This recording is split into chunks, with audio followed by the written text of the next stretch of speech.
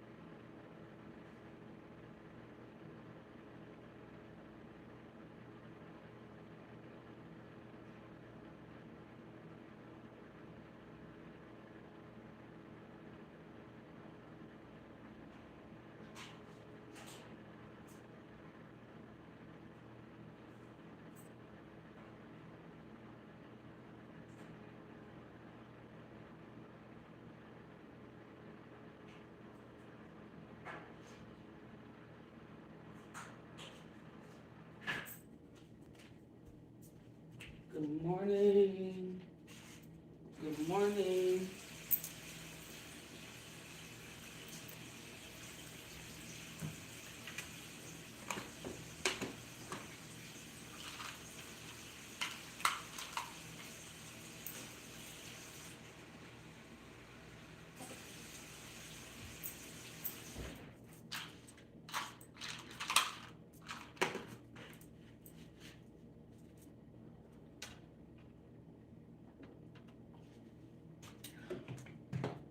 For my goalies.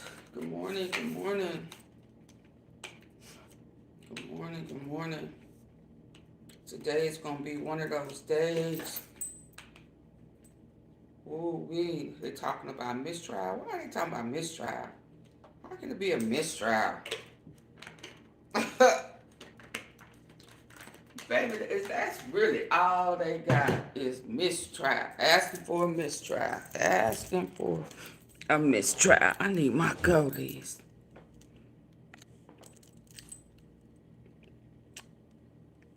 Mistrial. Mistrial.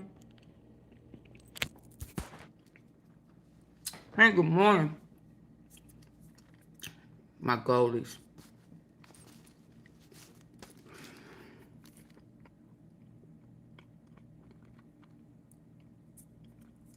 I'm coming in early because I have a meeting for one. And two, a lot is going on. Dynamite day yesterday.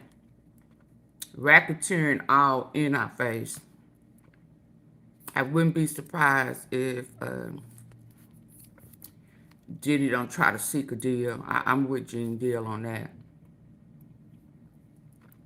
There's kind of no way around it.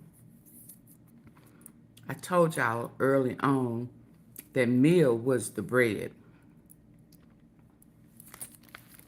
She was the bread to the sandwich so the feds could eat that ass up. Say what? Eat that ass up. And baby, when I say they eating, they are eating. So, I'm laundering, bribery, obstruction of justice. So I'm gonna start with Tia before court. Because by the time she finished, I think I have one other one. She'll be out for a break or lunch with an update. People, content creators creating these skits, falling out, fake fallouts. Some may be real. You know, I don't know. Let's go in because I don't. Fake drama. Come on.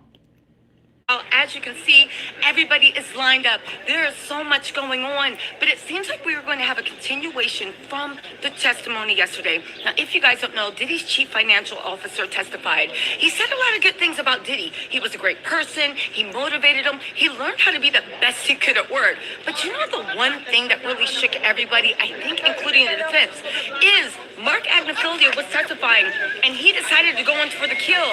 And he said, so, given everything you know about Diddy in his 19 years, would you say he was a good person? This man that just was singing Diddy's praises when it came to everything about testimony, when it came to everything about his business, stood there and said, I don't know how to answer that. Mark Agnifilio rephrased, let me rephrase, do you think he is a good person? He literally was mute for what felt like eternity and said, I can't answer that. And with that, the defense panicked and sat down and said, no further questions, okay? Again, it seemed like it was actually... All right, this feels almost illegal to know that our windows were so old and just desperately needed to be replaced. It seemed like it was actually a microcosm for what's actually going on in the Sean Diddy Combs trial. Yes, he was a good businessman. Yes, he inspired people to greatness. Yes, he built a legacy. That is undeniable. He built $1 billion industry based off of him and his media strategy. But at its core, was he a good person? And did that even rise to the level of being criminal? And you guys know I've been out here all week, and I truly honestly feel like the answer is hell yeah, Rose, to being criminal. If you guys don't remember, there's been a lot of people saying, where's the RICO, where's the RICO, where's the RICO? Yesterday, the CFO, even though he sang Diddy's praises, gave the prosecution the groundwork they needed to show the RICO that Diddy used company funds, laundered them into his private accounts, and used that in cash that was not declared to the IRS, and that who Diddy, if you believe Eddie Garcia, encouraged not to report the money. And Eddie Garcia said he took Diddy's advice and he did not report the money. That rises into RICO, using an organization with a common goal, which is to protect Diddy's image. His image wasn't just vanity. His image is how he built his billion-dollar empire. Perfect dad, mogul, playboy, but he has a part of gold. His image was his money. If you think about this, this is the first social media influencer trial, because that's what Diddy was. We even found out with Daddyo and the Ciroc. He was never an owner in Ciroc. He was sweat equity, a partner, but his job was to promote, to place, to do that. He actually was not even a money equity holder in Ciroc. In any case, you guys, let's move on from that, because the CFO has literally, the CEO has literally laid the groundwork for Sean Diddy Combs, to actually be indicted for RICO, okay? There's a lot of other things coming on. Today's testimony is going to be very exciting, because Jane, who the prosecution seems to feel is the strongest witness, because that is the witness that's going last, Jane will be testifying. And unlike Cassie, who I think Cassie did an amazing job, Jane is not famous. She didn't seek to be famous. She never sued Diddy. She wasn't looking for money. She's not looking for a payout. She has zero motivation to actually tell her story, aside from wanting to get the truth of the matter out. And they are saying that this is going to be devastating for Diddy's team. So who is Jane? Jane is anonymous. Now, as you guys know, I'm a big fan of keeping all witnesses anonymous. If they don't want their name used, they don't need to be. To me, because there is nothing in their past that they can actually use to actually shame them, it really doesn't matter who they are. And you guys know I'm a tireless advocate for SA. I am the one that broke the Sean Diddy Combs, the fact that he was under investigation, the fact that there was a grand jury being convened, the fact that there was going indictment handing out, the fact that he would be arrested. I mean, who could have predicted the jury tampering, right? But also with the Jane. Who is Jane? I I have my suspicions, but they genuinely are 100% guesses. Jane's identity has been locked down. Now, if you guys don't know, Mama Three Boys, thank you so much for the super chat. There is that whole scuffle about what happened with Mia. The government is literally sanctioning news organizations and outlets for posting her image, her full name, because doxing is giving somebody's full name, her image and her likeness, with the intent to harass, bully, and shame. They are literally strengthening right now with Jane. They're saying that that cannot happen again. They will be behind the screen, meaning people in the overflow room will not see who she is, meaning people in the public and media, if you are not in the main courtroom, will not be able to see who she actually is. The government is not playing. If you guys don't know, yesterday, if you've been waiting to apply for disability benefits, don't. Hi, I'm Sarah, and I'm a lawyer at Atticus. I don't know what's going on. If you guys don't know, the government also yesterday had an issue in the courtroom. And this is where there are mistrial accusations going about. If you guys don't know, there was a woman in the courtroom that was escorted by force out of it. There were shouts of, pull your out. There were 3 or 4 people on her. That's not a mistrial. That were trying to move her, and they could not move. And Venus Green said, "Good morning, Tisa from Florida, still Oklahoma. You look gorgeous this morning. Thank you so much." There was so much going on. A lot of people said that it seems odd that this happened because it might help Diddy's team get a That's not mistrial. a mistrial. Unfortunately, we don't know how that holds up, because if there is a mistrial, it would have to be the prosecution. If Diddy's team was found to have planted that person to make that kerfuffle, or if it could be traced down to it, you can't start a mistrial for things that you started. Now, there's no proof that Diddy was actually encouraging that woman to do that. She was a Diddy supporter. She said she was mad that people were laughing at Diddy's legacy. It excited her to rage. I said I didn't know the Harlem Shake was that serious, but you know what? I guess so, and excited her to do all the stuff. I didn't know it was that serious. However, when it comes to the mistrial accusations, you need to actually look at this. Diddy's team has been asking for a mistrial over and over and over. Now, how would there being a circus in the courtroom possibly help them? Well, think about it. If they get a mistrial, it most likely will be on the fact that the jury can't decide, maybe jury nullification, maybe a mistrial because there's some type of error. But where does it come? Diddy has already realized the way the city of New York feels about him and the way the jury pool feels about him. It was very, very hard in the jury pool selection to find people that didn't see the video, and also in New York, didn't have an opinion on Diddy, good or bad. Don't forget what Diddy always said: "I run this city, send the cops to the EA, the feds to come get me." Don't forget that everybody always knew, good or bad, the way they felt about Diddy in New York. You were either the king of New York, he's the king of New York, or he's nobody, okay? So just hear me out. You find on different grounds a way to get a mistrial, maybe jury impropriety. And again, the jury has not been bought. The judge has not been bought. This trial has been on the up and up. However, you think about a desperate man that might be willing to do anything. If there's anything they can do to actually get some type of mistrial or jury nullification, I believe the social media spectacle is going to play into the way he can get this trial moved.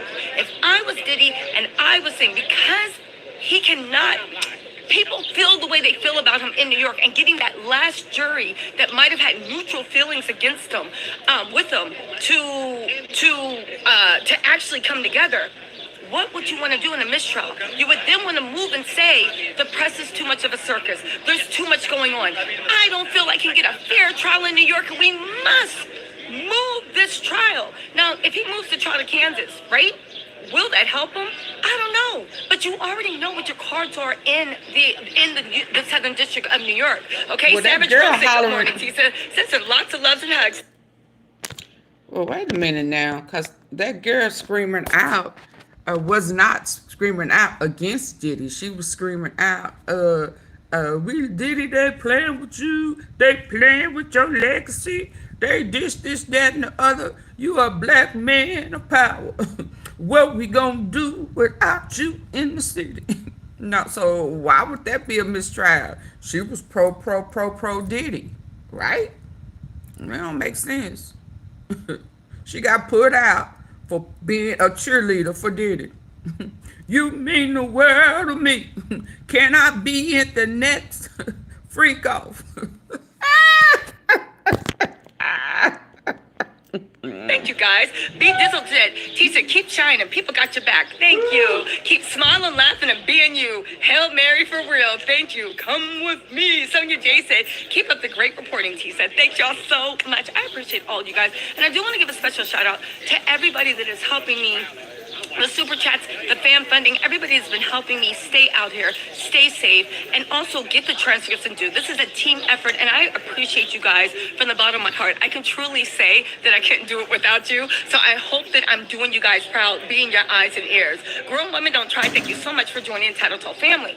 So think about it. Diddy already knows that he is pretty much cooked in New York City, meaning to find a new jury that doesn't feel some type of way, it's going to be hard. Now, does that mean that he's going to get a better trial if it's moved to Kansas? I don't know. But at this point, you're better off just flipping the Monopoly board and starting over than literally going and trying to see if you can get anything. There's a lot going on. Again, I have heard the rumors that these people, that Diddy, I have heard these rumors that these people that are causing a ruckus. And again, let's also talk about what's going on with the influencers, right? Oddly enough, the biggest people, and again, the media has security. As influencers, we have no one. You guys know that, like, Rotten Mango's covering us. Of course, Ron Wiggins covering us. We've heard from so many people that there's been so many weird things happening to influencers. People looking at the feeds, people trying to set up, people carrying malicious rumors, right? Again, where is it coming from? It could just be evil clout-chasing people, or it could be something more. Once I saw that people were wearing free Diddy shirts, it made me take a step back and be like, hold on, what really is going on? And how is it that all of the people covering this that are on independent media, why is it that we are all having oddly specific, but also the same things? You think about it. Diddy, Sad Ames, 03 said, love you, Tease. Enjoy some lunch with me. Oh, thank you. Please let me know if you need a place to stay for free during the trial. I have got a spare room. Thank you so much. Thanks to you guys, I have a place to stay. I'm not sleeping on the streets, and if I was, I would live stream that, right? But you got to think about this, right? And I've been thinking about this a lot last night. You think about, listen, Stephanie, you said my name is Stephanie, by the way. Thank you for your coverage during this trial. I live in the Bronx. What's up, Boogie Down Bronx? But you have to think about it, and this is just me putting on my thinking hat, right? Have you ever seen the magic glasses that can see clearly without glasses? This glasses can not only see far away, but also see near. This smart zoom glasses from down Bronx. But you have to think about it, and this is just me putting on my thinking hat, right? Trump says that he's looking into a pardon for Diddy. He said if he was treated unfairly, okay? What does that let me know? That if Trump isn't just BSing Diddy, right? But if he is serious and he's looking into it, Diddy's going to need social media on the side. He's going to need the general public at large on the side. He's going to need people to believe this was just TV that went too far. He's going to need people to believe it was just a lover's quarrel. He's going to need people to believe those women wanted it. He's going to make it to believe that, yes, was I a perfect person? No. Am I rising to the level of criminal? No. So what's the way you do that? You need to get social media on your side. Diddy is from those old archives where if you control the talent agencies, you can control they put her out though. So and they went on. And when I say media, I mean they went on with the day. Post, you did this, and you could create narratives. Now with the new media, there are people that are not beholden to those titans. And she didn't speak on nothing about the trial. He can't gain control over us. So if you can't, and what is Diddy showed, and again, this is just my speculation, what is Diddy showed in the trial, if you cannot gain control over someone by either buying them out, paying them off, or even intimidating them, I find it odd that all the bloggers are being inundated with the same type of harassment, almost to make you feel like you don't want to be in court, like you don't want to be in line, like your safety's not there, right? then what's the next thing that you do? You then try to see if you can intimidate people to get out so that we feel ashamed, afraid to come to court. We feel some type of way. We don't want to report that. Again, is it just a theory I have? Maybe, but seeing all these people come together, it makes me think this is I don't know. It seems like it's no coincidence. And maybe though it might not be happening, it's odd to me. Good morning. It's odd to me that Diddy is... Sorry. Do you need to get over here? Okay, thank you. Sorry, I didn't mean to be in your way. It's... Okay. B. Dizzle said Diddy trying to win the court of public opinion. Exactly. That was my long way of saying Diddy is trying to win the court of public opinion. And I actually do... Ooh, is this light better over here? There we go. I actually do think that Diddy is trying to win the court of public opinion, and I actually do believe that the less bloggers he has giving their opinion and letting you know what happened, the better for him. I've said it before and I'll say it again, right? Here's an ambulance for Diddy's career. Diddy, your career's there anyway, right? I've said it before and I will say it again. I do not think that Diddy can win with the facts. I think he can win with a trial by ambush. I think he can win by silencing people. And I think he can win by controlling the narrative. But the thing is, again, if you can't control the narrative, then maybe intimidation of pushing everyone out. Again, it's just me thinking in the last 3 days, the hoopla that started, not just toward me, toward all bloggers that have a big, big voice. Random people showing up, threatening to fight people, random people doing this, random people doing that. Maybe it is just all one big coincidence, but it's happened to everybody, all the time, all at once. Who is behind it? And my mind keeps going back to the people that were paid $20 to wear free Diddy t-shirts. If you were paid $20 to wear free Diddy t-shirts, how much would somebody have to pay you to do a little bit something else, to spread a lie, to talk shit, to make up rumors that can't be substantiated, or to meet people outside a courthouse and literally argue with people and make people feel so intimidated and so unsafe that next time they're like, you know what, I'm just going to back off of this. It's not worth it. I mean, I'm going to tell you that's not working with me, baby, because we are here. To quote Tisha Campbell, I'm still here. Listen, we are staying safe, but you guys have to wonder, why is everything happening all at once? Just something to think about. I'm going to put my ear to the street and actually see what's going on. I might even send people to literally interview the crazies to actually see what's going on and what is behind this, you know? You know what I'm saying? Oh, thank you. Thanks for the blazer. Anyway, you guys, listen. I have to get in court. Let me get out of here.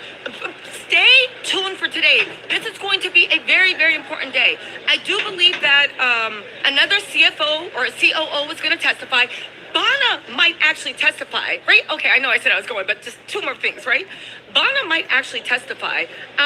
There's another guy that made the security footage that might testify. And then Jane is expected to take the stand either today, most likely tomorrow. Today's Wednesday, right? Most likely tomorrow. Why is this important, brown sugar? Because I saw another thing in court, and this is why it's so important to have eyes and ears in the court. Again, this is my opinion, but I'm trying to make it make sense for y'all, right? Autistic Black Woman Chronicles said, Tisa, last night Uncle Gene said he had your back. Yo, shout out to Uncle Gene. DJ Big Doobie said the sunlight is hitting you perfect, beautiful. I know, that's why I moved the camera. I was like, oh, good light. Should have started the live off. Instead, the live, I look like Count Dracula. But you know what? Take a screenshot of this live. Let me just say this, right?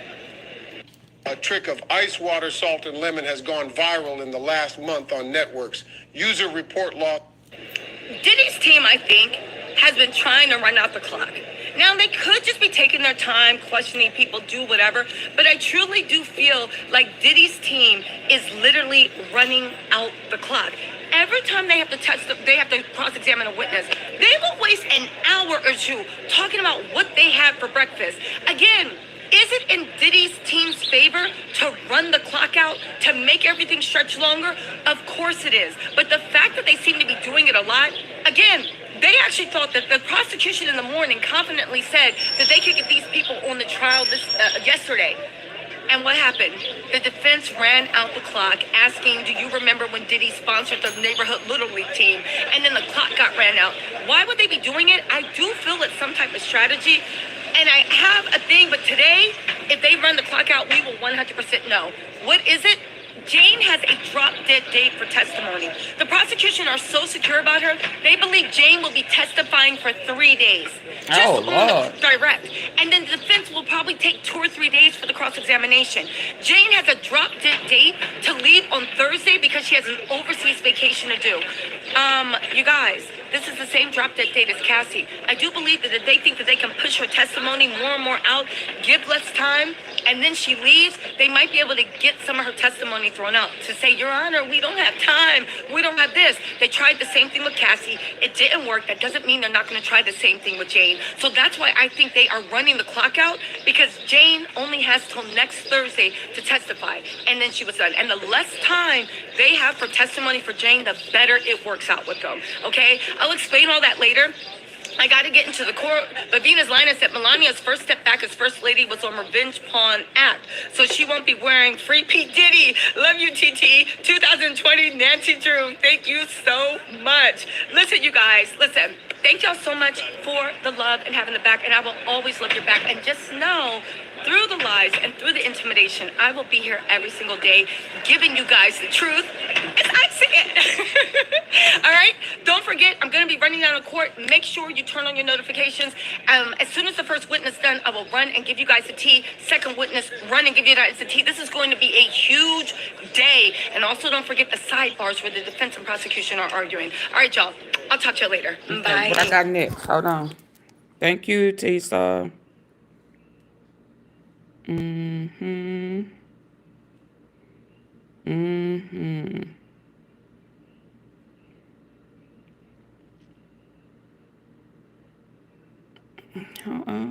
don't always like this girl, but I'm gonna be fair.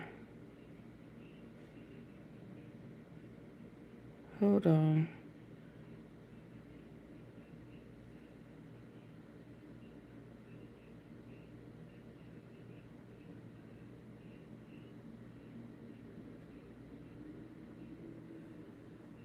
Let me see if what they've said. Hold on.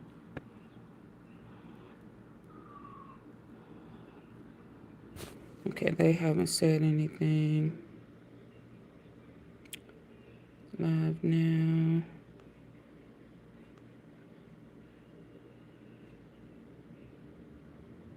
Let me go here.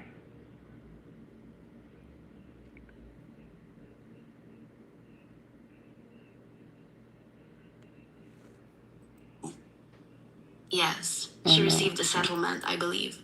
I don't want that one. Let's try chaos. What's this one? Hold Trump on. is now in his first month in office, and we want to know how you think he's doing as president. You guys know how I think. To these guys, and the video was supposed to never be seen. Obviously, we know that wasn't the case. Yeah, it feels like right out of Hollywood that this was just handed over between them. Second, actually Said that, can you questions. Curran, and essentially what she says was that she was a chief of staff for Diddy's Combs Enterprise, which was his larger company, and she was looking to obtain this video. She wanted to make sure that it was never seen by the broader public. She had said that Diddy was very intoxicated at the time, that he essentially had no recollection over what had happened, and that Cassie didn't want this video out either, and they basically wanted the video stricken from the record, erased. Well, Eddie, according to his testimony, tells the chief of staff that he has no access to the video, that if he wanted, or they wanted the video erased, they would have to contact the hotel or contact the police. She does not accept that answer and ultimately ends up calling back and ultimately then going to the hotel, and she is looking for him. Eddie says he gets word that there's somebody on the grounds that is looking for her, looking for him. They'll have a conversation.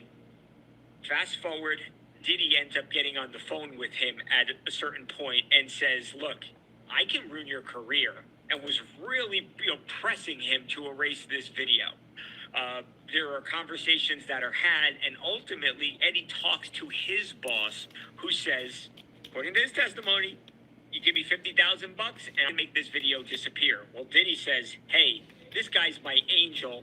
Let's do this deal right now. So the supervisor, Eddie's supervisor, allegedly goes into the server room, and he comes out with a USB stick that has the video on it.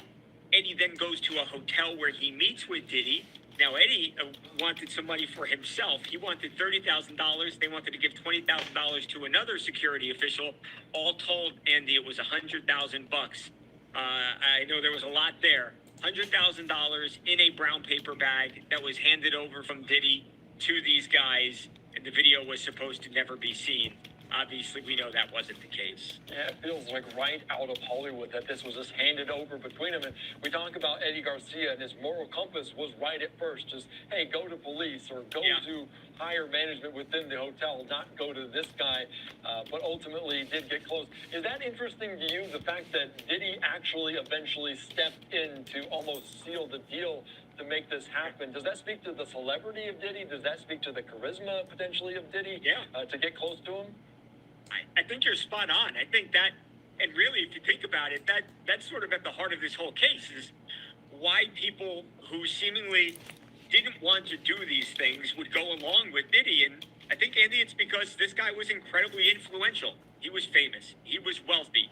And he would seemingly resort to violence if he needed to. And I think those three things combined are, again, why a lot of, Cassie, why some of these women seemingly listened to Diddy and were in fear of him. And because of that, did things that he wanted to do, even if they didn't want to do them, at least according to what they say. So, yeah, I think when the chief of staff makes the call, and at least by Eddie's account, he was not budging at all. He had no interest in handing over this tape and getting involved in this, but he relented to, I think, one, to alleged threats, and two, to his celebrity.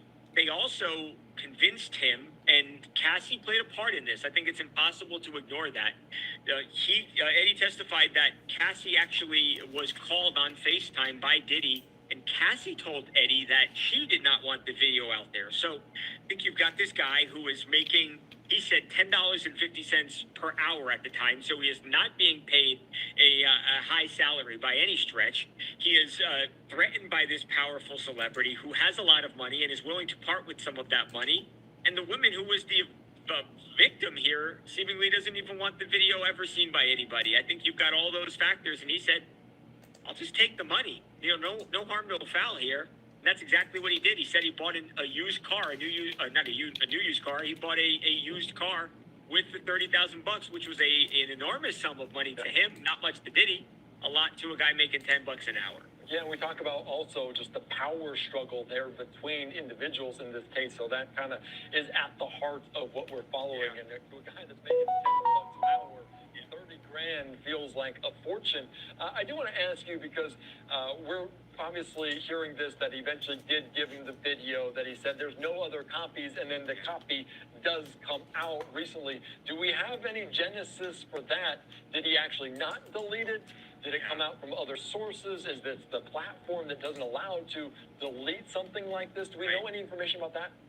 Yeah, I think that's the big question now that we want we need an answer to. Unclear. And Diddy was worried about this too, Andy, and it's sort of like follows the plot of every movie that you've seen out there that deals with this subject.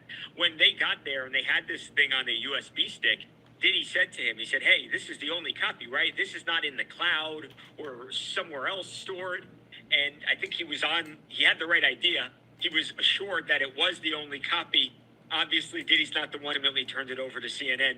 So somebody else had a copy. It's not known right now who that person was and how ultimately it made its way onto the cable news airwaves. That is a very good point. Last question before I let you go, because we're talking about all the explosive details that are coming out of this case. Going into today, there was an eventful moment as a heckler there had to get thrown out of the courtroom. These are some of the sketches, and if you're a sketch artist, this isn't something you typically get to do, as a heckler removed at this, she said, profanities to Diddy himself, talking about him, did get thrown out. We talked to Lisa Evers, our Fox 5 team, and she is one person that has been there at the courthouse numerous days, and this is not out of character for her. But what do you see from that? Is that just the circus that comes with a high-profile case involving a music mogul like Diddy? Yeah, and nothing. Look, there's a lot of people outside of the courthouse, but nothing had happened inside the courthouse until today. And you're right, we had seen these court sketches, Andy, and it's Diddy, it's Cassie on the stand, it's sort of people sitting there talking, and then you've got this action shot, and it kind of paints a picture of the chaos before a witness said a single word earlier today. So it got off to a crazy start. This is the first time something like this has happened in this trial, but I guess it remains to be seen if it's the last interruption. But it was a heck of a way to start the day. Yeah, it was an unusual moment, an explosive moment.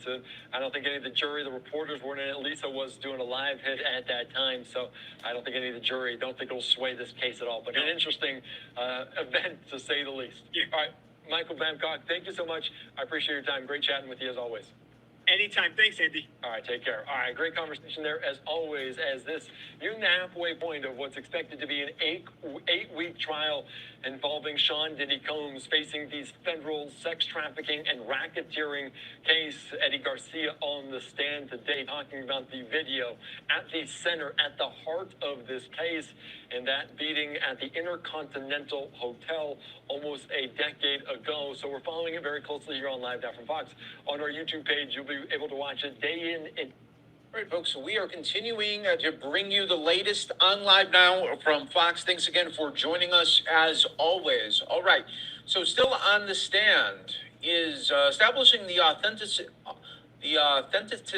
of the video showing Sean Combs beating Cassie Ventura at the Intercontinental Hotel is important for evidentiary reasons, but there is another effect at play in forensic expert Frank Piazza's testimony. As Piazza answers questions, the video is being played over and over again in front of the jury. It's not the first time that they've seen the video, but at the moment they are watching frame-by-frame replays of this brutal assault. So the jury right now is viewing a composite video created by Frank Piazza, showing movements during the alleged 2016 assault. At the prosecution's request, clips from different cameras were stitched together with black screens marking each transition. Prosecution says, "Is this the compilation video you prepared?" Piazza says, "Yes, it is." Hey, Max to the boogie. Prosecution says, "Please play the first 30 seconds. What's happening here?" Piazza says, "The male is running down the hallway. He throws her down." Prosecution says, "What Thank did you the man for just do?" the Piazza says he's dragging the woman while holding a bag. Prosecution says, "What is he holding?" Piazza says, "It appears to be a cell phone. It's glowing." Prosecution says, "Let's focus on what happens in the mirror. Play that part. What happened?" Piazza says the male picked up a small object, or what looks like a vase, and threw it across the room at the woman. Prosecution says, "Continue playing. Who is emerging?" Piazza says, "The female with a duffel, her luggage." Prosecution says, "Now who?" Piazza says, "The security person." Prosecution then says, "Now the man. What is he holding?" Piazza says, "Appears to be a cell phone. He puts it to his ear."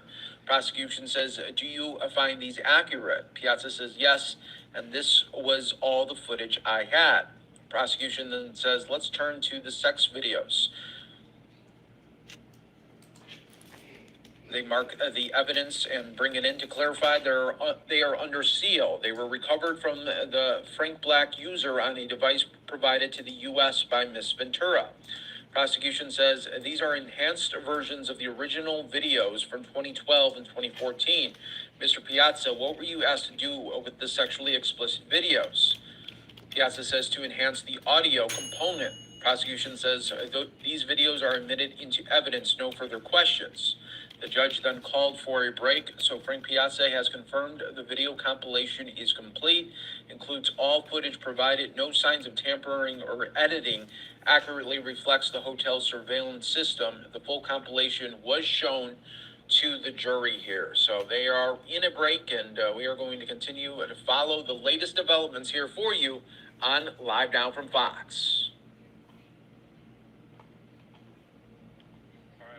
Here to Live Now from Fox. I am Andy Mack. An eventful day again in the Sean Diddy Combs trial in New York City, and it started with a somewhat of a surprise as an outburst of a heckler, a woman inside of the courtroom. And let's get to you some fresh updates right now on Live Now from Fox. So we do have Frank Piazza. He is on the stand, a forensic video and audio expert. Is now on the stand for the prosecution. He's set to guide the jury through critical digital evidence tied to the case here. So let's get into some of the updates that we are getting from the court reporters. Prosecution says you reviewed both a cell phone and surveillance footage. Piazza says yes. Prosecution says let's take a look. Then the video shows Combs in a towel kicking Cassie on the ground. We all know this video from back in 2016. Prosecution says, can you explain what a frame rate is? Piazza says it's the number of frames per second. Higher rate means more detail per second in the video. Piazza then says the cell phone clip, a video of a video, was recorded on an iPhone 6 at 30 frames per second. Piazza says, I found no signs of editing or tampering. Prosecution says, so what's your conclusion? Piazza says that the footage is authentic. Prosecution says, and the surveillance footage, Piazza says, that had some problems.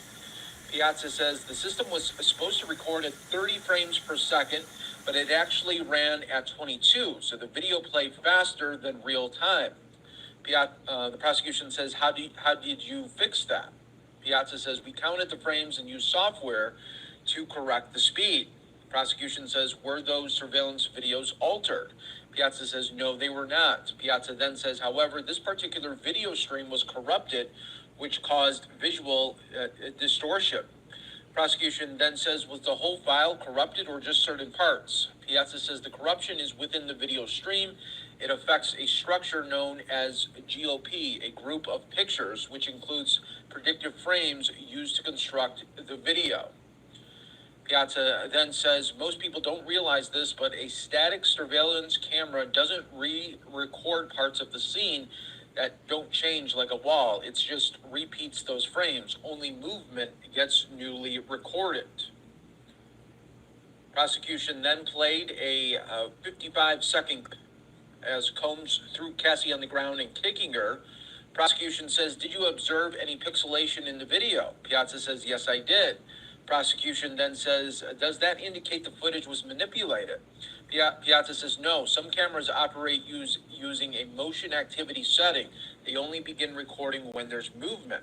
Piazza then says, but that can lead to timestamp inconsistencies. Let's go back frame by frame. There's something I want to highlight.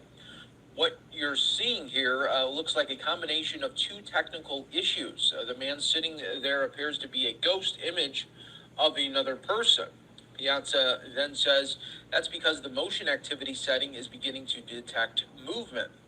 Now the motion becomes more defined. A full figure appears in the frame. This indicates that the video file is corrupted at that point. Prosecution says, did you create a compilation video? Piazza says, yes, your office requested it. The clips were edited to follow the movement of specific individuals during the events. Prosecution says, does the compilation include different camera angles? Piazza says it does. Prosecution says, how did you indicate transitions between the angles? Piazza says, I inserted a black screen to show where the camera changes occur. So again, we'll be keeping an eye on this for you here worldwide on Live Now from Fox.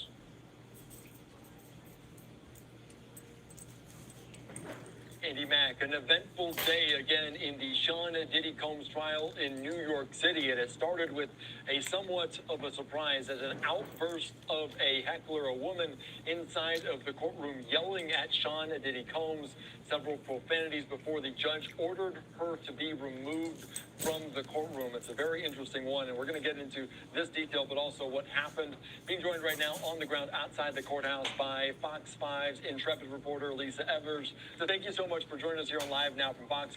What more can you tell us about this outburst and today's events? Well, Andy, it's not surprising at all to me. And just to give you an idea of the type of security that's here, it's supervised all around the federal court and the perimeter around the courtroom, the courthouse, as well as inside by the U.S. Marshals and the U.S. Marshals police officers.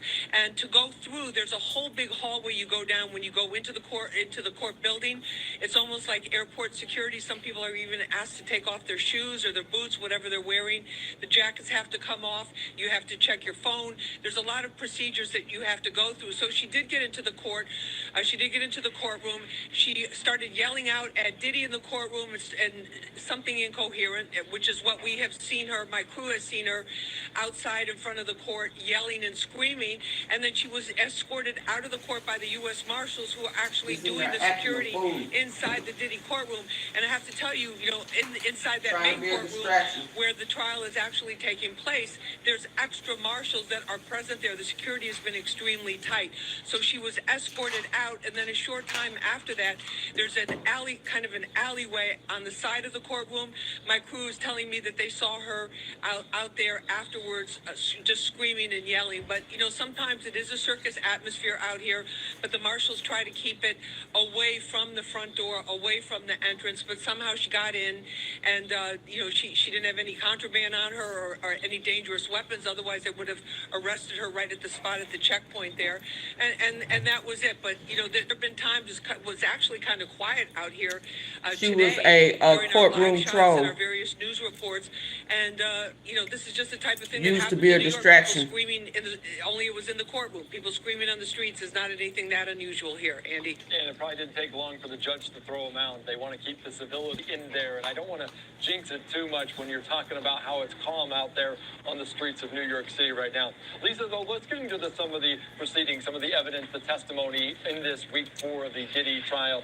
As Eddie Garcia testified, he was a security officer there at the Intercontinental Hotel, and it was a scene almost out of a movie, as Diddy did offer him $100,000 to give him the video of him allegedly beating Cassie. What can you tell us about some of this testimony from Eddie Garcia today?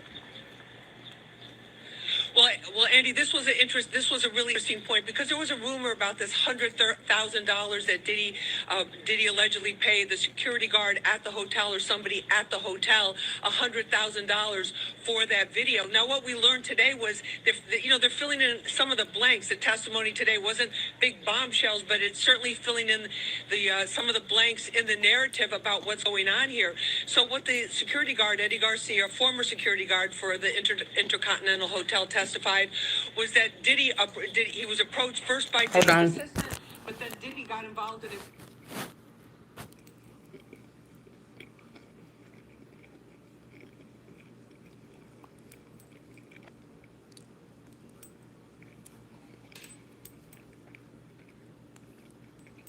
This is expected to be a woman who will testify that a forensic video expert is on the witness stand in the Sean Diddy Combs trial. Frank Piazza testified hotel surveillance footage of Combs assaulting former girlfriend Cassie Ventura was not altered. The next witness is expected to be a woman who will testify that Combs once dangled her over a balcony.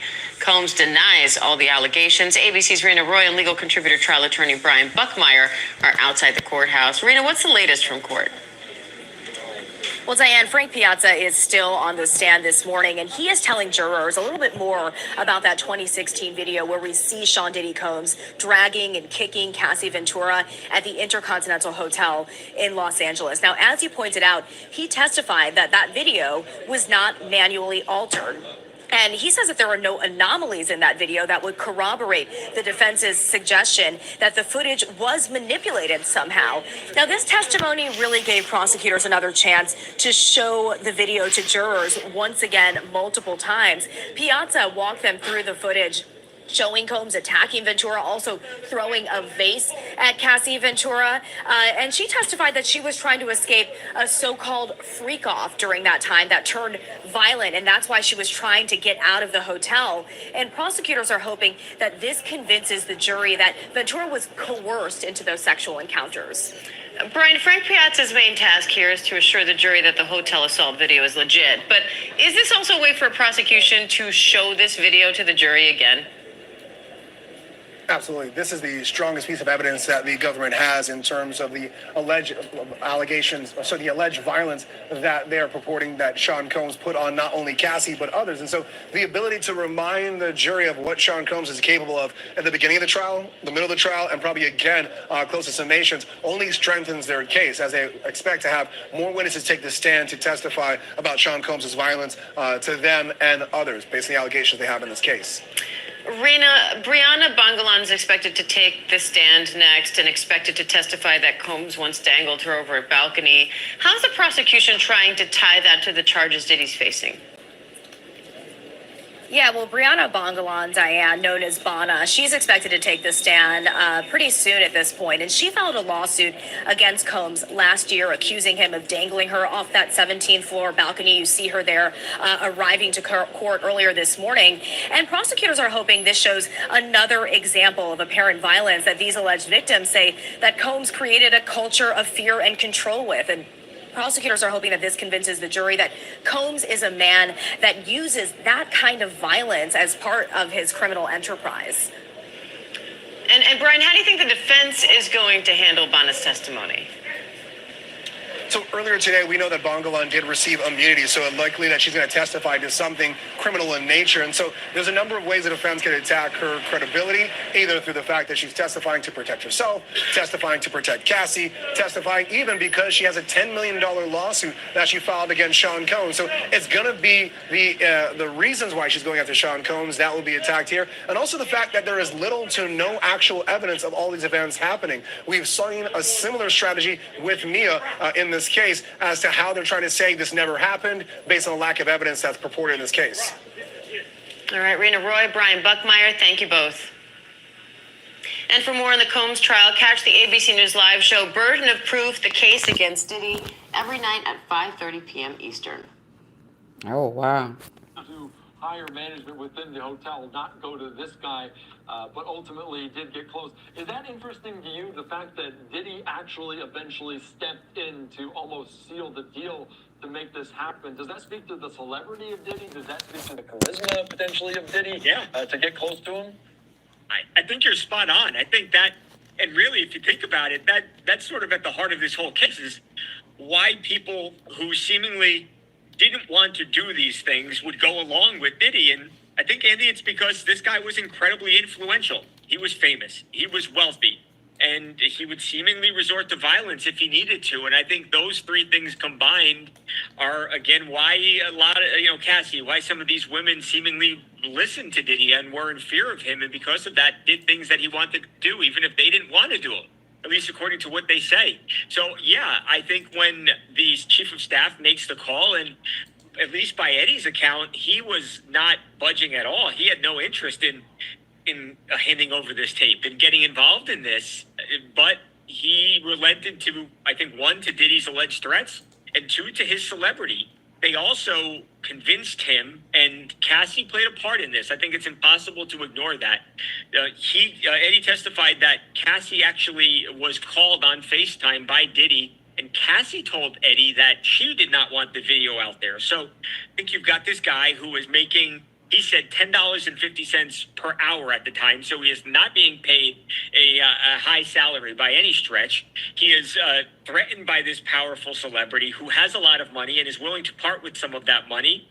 And the woman who was the victim here seemingly doesn't even want the video ever seen by anybody. I think you've got all those factors, and he said, I'll just take the money. No harm, no foul here. And that's exactly what he did. He said he bought a used car, a new used car. He bought a used car with the $30,000, which was an enormous sum of money to him. Not much to Diddy, a lot to a guy making $10 an hour. Yeah, we talk about also just the power struggle there between individuals in this case. So that kind of is at the heart of what we're following. Yeah. And to a guy that's making $10 an hour, 30 grand feels like a fortune. I do want to ask you, because we're obviously hearing this, that he eventually giving the video that he said the liquor, what? So this morning's testimony has been the video expert. Now this video expert has authenticated both the beatdown video, as well as now he's testifying about freak-off tapes. Now let's talk about the significance of the beatdown video. Y'all, it's crazy over here.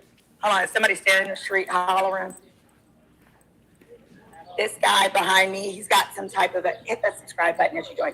He's got some type, it's craziness. He's got like this flag or this document that he's holding up in the street. Let me see if I can turn this around and show y'all. There's always some stuff happening over here. About something, y'all. He's mad about something. I don't know what, but he's showing the CNN reporters and all of them. It's always some craziness going on. All right, let's get back to it. So, again, I'm live from the Diddy trial, and what's going on now is that they had the freak-off expert, the video expert for the freak-off expert. Now, this morning, he also authenticated the tapes from the video of the beatdown. That was essential because what the defense was trying to say is that, hey, you guys can't trust always some stuff happening over here. But what do you see from that? Is that just the circus that I got a couple of things going on, y'all. He's mad about something. I don't know what, but he's showing the CNN reporters and all of them. It's always some craziness going on. All right, let's get back to it. All right, so again, I'm live from the Diddy trial, and what's going on now, excuse me, is that they had the freak-off expert, the video expert for the freak-offs on the stand now. Now, this morning, he also authenticated the tapes from the video of the beatdown. That was essential because what the defense was trying to say is that, hey, you guys can't trust this beatdown video because it's been altered. This, what you saw on CNN isn't the full video. And that's the thing. CNN was just giving a clip. They were giving a clip of it because we all have some form of ADD, and if they showed us the full, 30, 40-minute video, we'd all lose interest. They got to the crux of it, which was he dragging her? Was he beating her? Was this mutual combat, or was this a beatdown by a man who's committing clearly at a minimum domestic violence? We saw that. That's what happened there. However, as I said, the defense, again, is trying to minimize both the authenticity of the video, but also trying to establish, like, hey, can't trust the prosecution. This is a witch hunt. Now, what was important is there were some like irregularities with the timestamps. The expert on the stand today explained that. The gist of what he explained is that the cameras are motion censored cameras. So the issues with the timestamps are that it wasn't fluid. Like you'd see a time and then there'd be a bit of a gap and you'd see another time. Sorry, I gotta talk louder because it's New York and everything is happening. But the gaps in the timestamps was not CNN or the prosecution cutting at the tape. It was that because the cameras are motion censored, they would start, and then if there was no more motion, as in he dragged her back into the room, it would not resume until someone else was coming down the hall. I hope that makes sense. Hey guys, let me know where you're tuning in and watching from. Yeah, somebody said NYC would drive you crazy. It's driving me crazy. Okay, so also what he's now doing is authenticating the freak-off tapes. All of the freak-off tapes, y'all, came from Cassie. Every one of them that's been discussed so far. Now, one of the things that was odd to me is all those boxes that the feds seized from Diddy's house, and there wasn't no freak-off tapes on those. That's interesting. We'll have to find out, well, what did they seize? Because when they seize things, it's stuff that they believe could be relevant evidence. Was it files? Was it, oh, here go the police. Hold on, the police coming. Police coming. Oh, they're gonna go talk to somebody. Come on, let's go be nosy. Let's go be nosy. Let's go be nosy. Oh, yes, let's do it a little bit later. I'm being nosy right now. Okay, right now. Oh, let me see. Oh, this guy. Okay. Y'all, okay, this is live outside of the Diddy trial. This man stay out here hollering and doing stuff. Y'all. He stays doing stuff. Y'all, hit that subscribe button. This is live outside of the Diddy trial. Somebody said, damn, that cop's got a booty on her. She does. I was just giving the breakdown from this morning. This gentleman is lively. All doing is authenticating the freak-off tapes. All of the freak-off tapes, y'all, came from Cassie. Every one of them that's been discussed so far. Now, one of the things that was odd to me is all those boxes that the feds seized from Diddy's house, and there wasn't no freak-off tapes on those. That's interesting. We'll have to find out, well, what did they seize? Because when they seize things, it's stuff that they believe could be relevant evidence.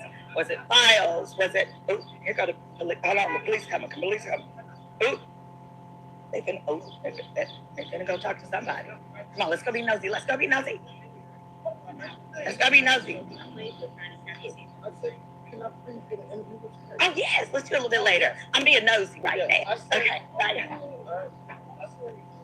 Oh, let me see. Oh, this guy. Okay. Y'all, okay, this is live outside of the Diddy trial. This man stay out here hollering and doing stuff. Y'all. He stays doing stuff. Y'all, hit that subscribe button. This is live outside of the Diddy trial. Somebody said, damn, that cop's got a booty on her. She does. I was just giving the breakdown from this morning. This gentleman's lively. He likes to holler, oh, they got him hemmed up, y'all. I told you, it is never a dull moment here. Hit that like and subscribe, please, and thank you. No Cornell hat today. I comb my hair. I wear that hat when I don't comb my hair. Someone asked. He's really lively. A lot of times I'll try to be doing my lives, and he'll just start hollering. He's a Diddy fan.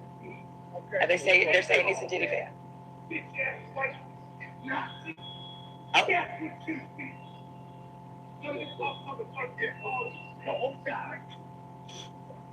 Oh boy. He said this Columbus Day, something's gonna happen to him. Live from the Diddy trial, y'all. Every day this man, he's a big Diddy fan. He's very lively. I'm not gonna look him in his eye. I don't want to know who I am.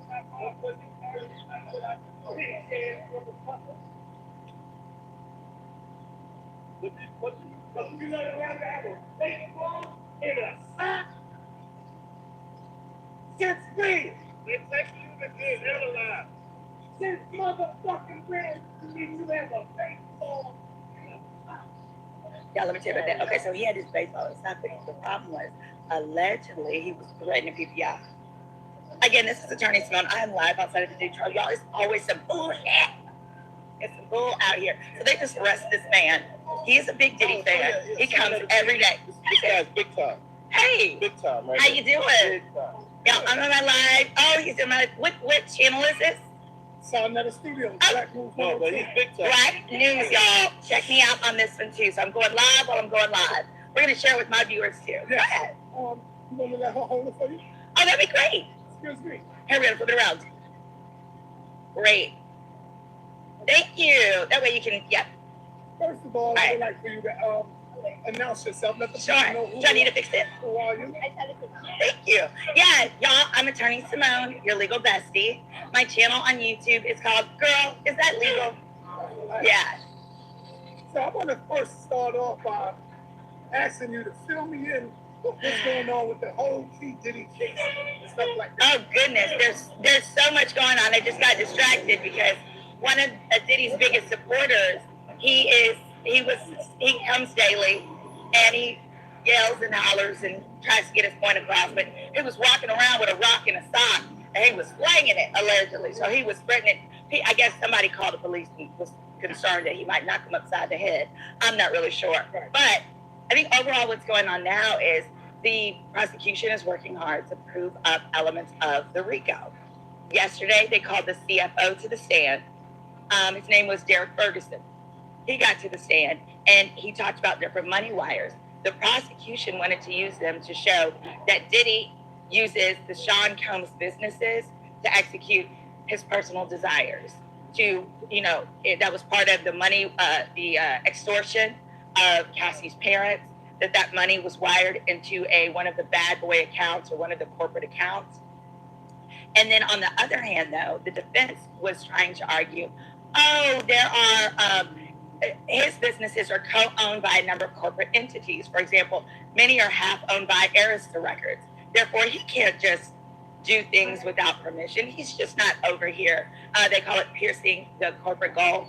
All of this was relevant because what the feds are going to ultimately trying to do as well is seize all of his stuff, baby. They're going to take it all. They're trying to take Miss Janice's wig, everything. They're going to try to take Miss Janice's wig right up off her head.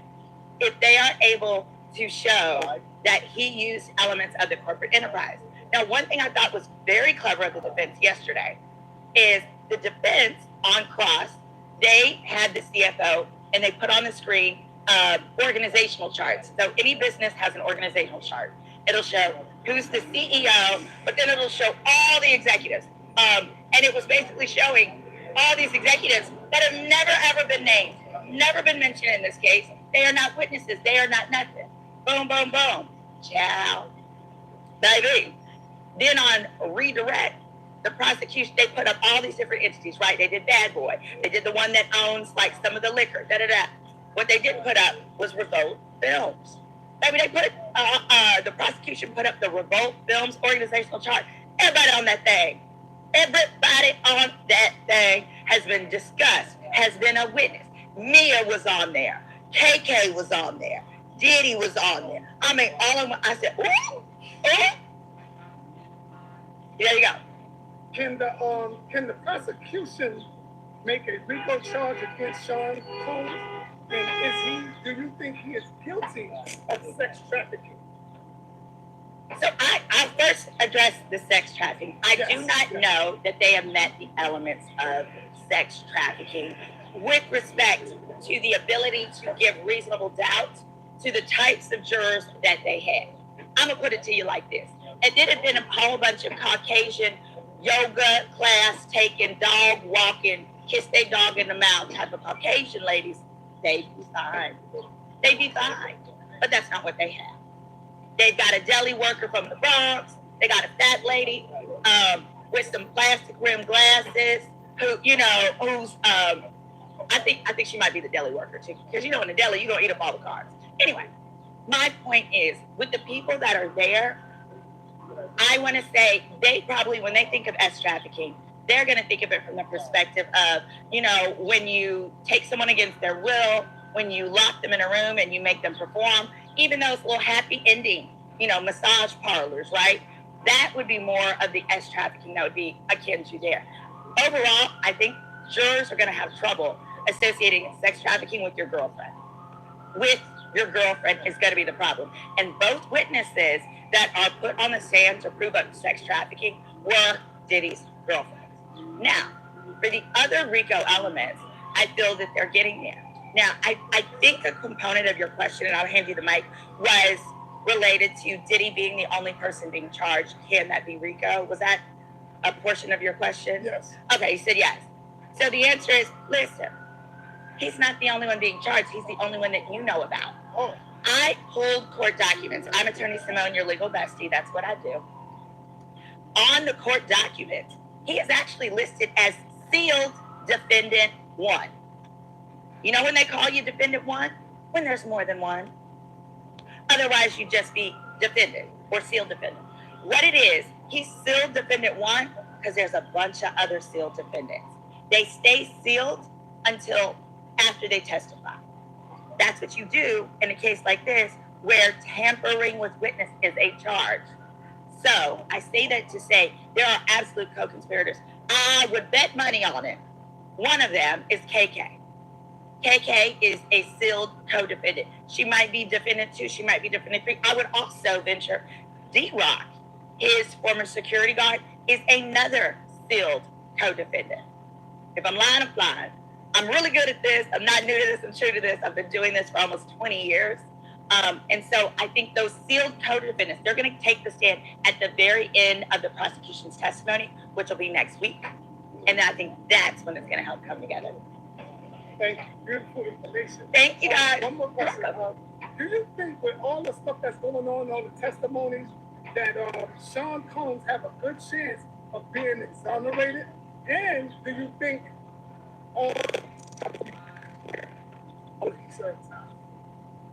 he's getting time, he's going to jail? For what? I can't be sure of. But I have to say, one of the easiest things to get locked up for is prostitution. Your granddaddy's probably been arrested for it, your daddy, your uncle. I don't see how he could be the prostitution charge here. Prostitution does not require coercion. It just requires a hooker that wants to get paid to do it to somebody. And there were multiple male sex workers that have already taken a stand who have said, I did it to her and I got paid. There's no dispute about that. That is a stand-alone charge. Many people don't realize it. Even if no S trafficking is proven, if they prove that, he faces up to 10 years. Here's the other thing. In federal court, the judge determines your sentence. And many times what the judge will do is if you get off on other charges. So here, if he's found not guilty of the S trafficking and not guilty of the RICO, that judge has heard all this stuff. The judge has heard the beat down and everything. And that judge can choose to give him 10 years for buying some hookers in a case where otherwise, if it was just hooker buying, you might get one. You might get home confinement, or you might even get time served. So I can see here the judge who's heard all this testimony, if he's only convicted on prostitution across state lines, which is transportation for prostitution, that a judge could give him the full time. How damaging is Eddie Garcia's testimony about Sean Combs paying him $100K for a videotape of allegedly attacking Cassie in the hotel hallway? Yeah, so he just asked, how damaging is Eddie Garcia's testimony that he gave yesterday? He was a hotel worker that got paid $100,000 to make the tape go away. Oh, baby, that concluded the RICO investigation right there as far as the crimes to prove up. Because remember, you only have to prove 2 crimes within 10 years of each other. His testimony proved both bribery and tampering with evidence. Those are 2 of the 8. Boom, shakalaka, you got it. Now, I did hear someone say, oh, it can't be bribery because they Googled bribery, and bribery requires an open investigation. No, the hell it doesn't. No, it doesn't. Investigations don't open until after the bribery is committed. Somebody reveals, or it is discovered someone is bribed. Boom. Here, there was a crime committed. So bribery attaches to crimes. It's not bribery if it's a video of you seeing me slip and fall and I pay you to make the slip and fall video go away. It is bribery if it was a video of me murdering somebody or unaliving somebody. And I say, wait, don't give it to the cops, give me money. That's tampering with the witness. The witness saw it. So I think that testimony is critical because I don't see how juries can get away from tampering with witness and bribery from that testimony. Thank you very much. Thank you. People know your name and where can they Yes, find you at? I'm Attorney Simone Redwine. You can find me on YouTube at Girl, Is That Legal? Thanks, guys. Thank you, For that. Thank you. All right, guys, so good morning. That was kind of a wrap-up of my thoughts, my testimony. My thoughts and my testimony. I'm going to run on back up there. We got all type of craziness going on, y'all. I'm going to run up back up there, get a little more of the testimony from today. It says, let me answer some questions. Can you imagine a live with Simone, Tisa, and Armand? Oh, that would be fun. Y'all, last night, I was at Armand's birthday. Yeah. It was so cute. It was so pleasant. Mims was there, multiple influencers. It was just precious, y'all, and that birthday cake. Ooh, it was so good. Oh, also, y'all, I got a surprise. I brought a surprise for y'all today. Shake that Astro Glide. Shake that Astro Glide. When I come back, I'm going to be, it's open. Ew. Sorry, it's open. Anyway, this is my little bell. I can't bring my gavel. I try to bring my gavel, and they took it from me. They said it could be used as a weapon. So now, when something, a major bomb, I'm going to run downstairs. I'm going to be like, hey, y'all, shake that Astro Glide. Shake that Astro Glide. All right? So get your Astro Glide ready for this afternoon, guys. You want some? No. They're like, no, they don't want it. I don't know them. They're strangers. I'm just offering strangers Astro Glide because I'm having that type of a day. Anyway, hit the subscribe, share. Make sure you hit the notification button. That way you'll know immediately as I go live. I'm going to be back. After this lunch break, we're going to get some more testimony. And this afternoon is going to be, I'll tell you this. This afternoon is going to be Brianna, Cassie's friend who was allegedly hung off the balcony. And I'm going to tell you this. I don't know what that has to do with RICO. I don't. We're going to see. But I'm getting annoyed with witnesses that think it's police because there's always crime in New York. But I'm saying I'm getting annoyed with witnesses that appear to just be proving up elements of DP where there doesn't seem to be a solid connection to RICO or other offenses. Now, maybe she's going to be there to testify regarding elements of S trafficking. I'm really not sure. But if they put her up there to just do more testimony about how Tassie was abused, We get it. I don't think that nobody denies Cassie was abused. I don't know if this lady also worked for him. I don't know if that's an element of forced labor or something, but I'm shaking my Astro Glide at that one. Not because it's good, because I got a question. Order in the court, make sure to hit the subscribe and the like. Who has already testified today? Today it was the video expert, and that video expert has been on the stand. He authenticated the video of the beatdown in the hallway, because the defense was alleging that it was edited in a way that makes it dishonest, edited in a way where it shouldn't be given credibility. He said, no, that's not the case. And he's also on the stand authenticating some freak-off videos. Let me tell you about this. So I've heard two theories about them continuing to replay the video footage from the beatdown. Now, some are saying, oh, you want to keep playing it on the prosecution side, so it sticks. Oh, thank you so much. I got a super chat. I really appreciate that. That they want to keep playing it so that can stay in the mind of the jurors.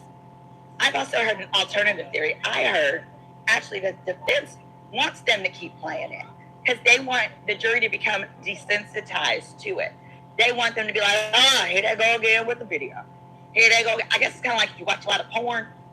You watch a lot of porn, and then when people just walk around with their little vaginas out, you're not excited about it as much. I don't really know. That's the analogy. But what do you think about that theory? I want to hear your thoughts in the chat.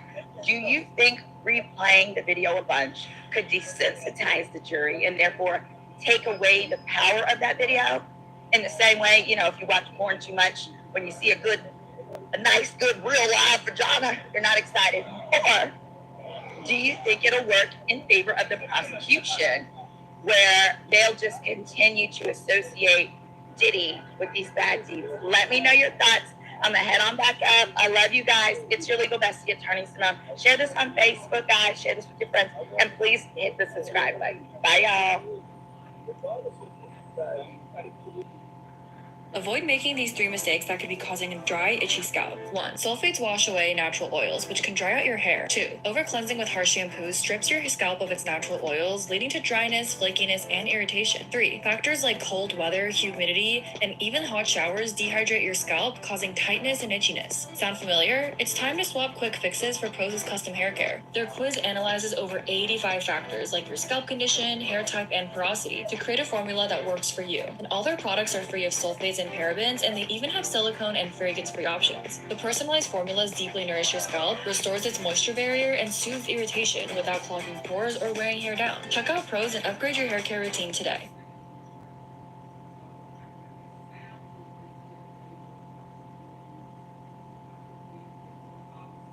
At Freddy's, we put a little extra effort into every steak burger we make. The brisket on our new barbecue brisket steak burger, it's smoked for 16 hours. Now that's a long time, especially when you polish it off in under 2 minutes.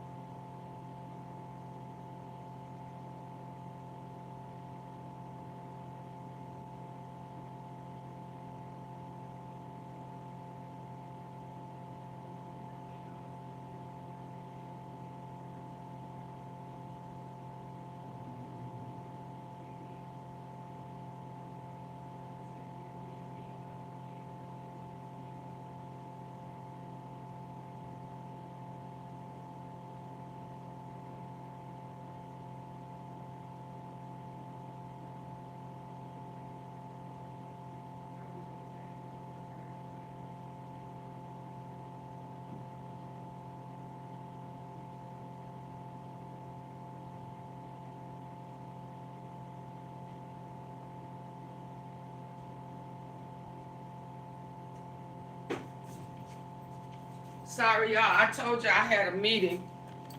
Oh, my goodness. And old girl is back up. I told y'all I had a meeting, didn't I? Thank y'all for the ones who stayed.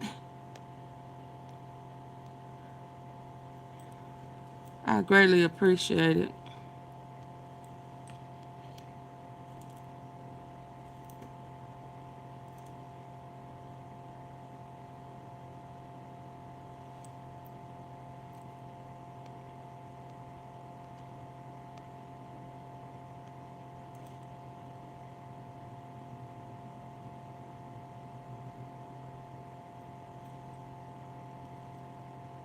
Time for dinner, kids.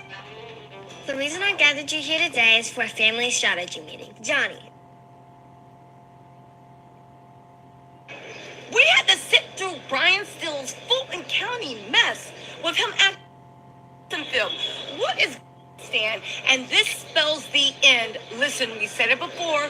Brian Still ended his defense, had an amazing day. But baby, even a broken clock is right twice a day. What has happened? Bona has taken the stand. A forensic specialist on that beating of Cassie in 2016 has taken the stand. And this spells the end of anything Diddy thought he had going on. Let's get into this. Now, let me just say one thing. They have learned a lot from Mia. When I say that they came in hot today, they came in hot. Bona sat down, all right? Bona sat down, and they said, what's your name? She said, Bona. She's like, and how do you know Diddy? He hung me off of a 17-foot floor balcony and then picked me up. Bona is literally only this high. She is a small, little, petite, small-spoken thing. He said he picked her up, right? When he went into the house, after throwing knives at Cassie, like it was like an assassin film. What is going on? Picked up Bona, held her by her chest over a 17-foot balcony. If you've been in LA, you know Cassie's house on Comstock. Baby, it is 17 floors up. Held her over the balcony, and then when everybody was begging him to stop, literally just threw her to the side. You guys, Sean Diddy Combs and his reign of terror is here. Now, we do know that based off of the defense testimony, they plan to say that Diddy in some way was acting like the Incredible Hulk on crack because Bona was giving Cassie rugs. And he didn't like friends that gave Cassie rugs. And I said, but that's impossible because what were you doing? Protecting her innocence so she could make sure that she could ingest plenty of narcotics during a freak-off? It's a little disconnect, but again, all that Diddy needs to do is just leave enough doubt. They only need one juror to say, I'm not convinced. They only need one juror to say, no. Mia loved being thrown into glass patio furniture and still having back and body pain and severe psychological trauma. Interestingly enough, okay, Diddy's team is supposed to, and this is what is being whispered, okay, we'll see what pans out. Diddy's team is supposed to actually say that, no, listen, you don't understand. She just wants money. It's a civil suit. However, they're saying that this Bona stuff and the civil suit may predate Cassie's suit, and that Bona has been keeping it quiet for a while. If that is true, it's going to be very, very hard to see how Diddy explains that. But forget all that, right? Listen, you guys, make sure, you guys know that I do a few lives a day. Make sure that you guys tune in when I do my last live at the courthouse. I'm going to be taking you on my journey. Guess what, guys? I'm going to be on live ABC, and then I'm going to be on a special sit-down interview. But guess what, guys? I'm going to do my courthouse briefing in the cab on the way to the studio. I'm going to put a link in the description box. You can go to YouTube. You can go to their channel. It is going to be ABC Live. The link will be in it. I'm going to be at the Mouse House. I'm going to be raiding the craft table. I'm going to be acting a fool, okay? But I'm going to take you guys on my journey everywhere from inside makeup to getting mic'd up to doing everything. It is going to be so much fun. And please make sure you like that. Don't let this flop. Unless you guys hate me. But you know what? Give me the hate watch. It's fine. They love most too. Okay? In any case, hold on, y'all. Don't forget, it's going to be at 5:30 Eastern Standard Time. Make sure you click on the link. Join me live. I'm going to remind y'all in the cab and put links in there too. So we'll just go. Layla Bullard L, thank you so much for the super chat. Lisa McClung, thank you so much for the super chat. Also, Victoria Anderson, thank you for the super chat. And Stephanie Makowitz said, thank you for all that you do. You welcome. I'll be living for these court impromptu lives. You welcome. Oh, you guys, thanks for the congratulations. But more importantly, make sure you watch, okay? Oh, thank you so much, Hibiscus Rose. I appreciate you guys so much. Yes, listen, and I want to give a shout out to Stephanie, my angel, my guardian angel, okay? You guys are going to meet her. She's absolutely drop dead gorgeous. And when I say she could have been a stylist in another life, because Mama stays with her resort collection 2025. Michelle Rudenick said, stay strong, we love you. I am staying strong. I'm also, listen, I'm going to have to retire this blazer after today. It is fun. You know how we've been complaining about the New York weather? Careful what you wish for, because summer is here. I'm going to have to retire these blazer dresses. Can you say congratulations? You will watch. Oh, don't worry. I'm going to force y'all to watch. We're going to force together. So listen.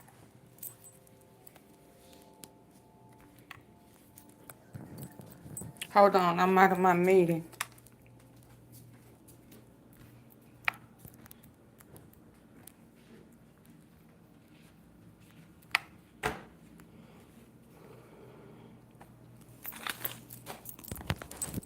Thank y'all for being patient and understanding. Work comes first. Oh, work comes first, right?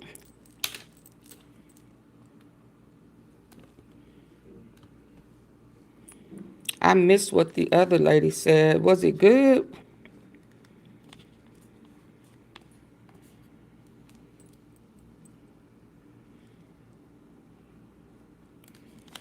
I gotta set it back up in here.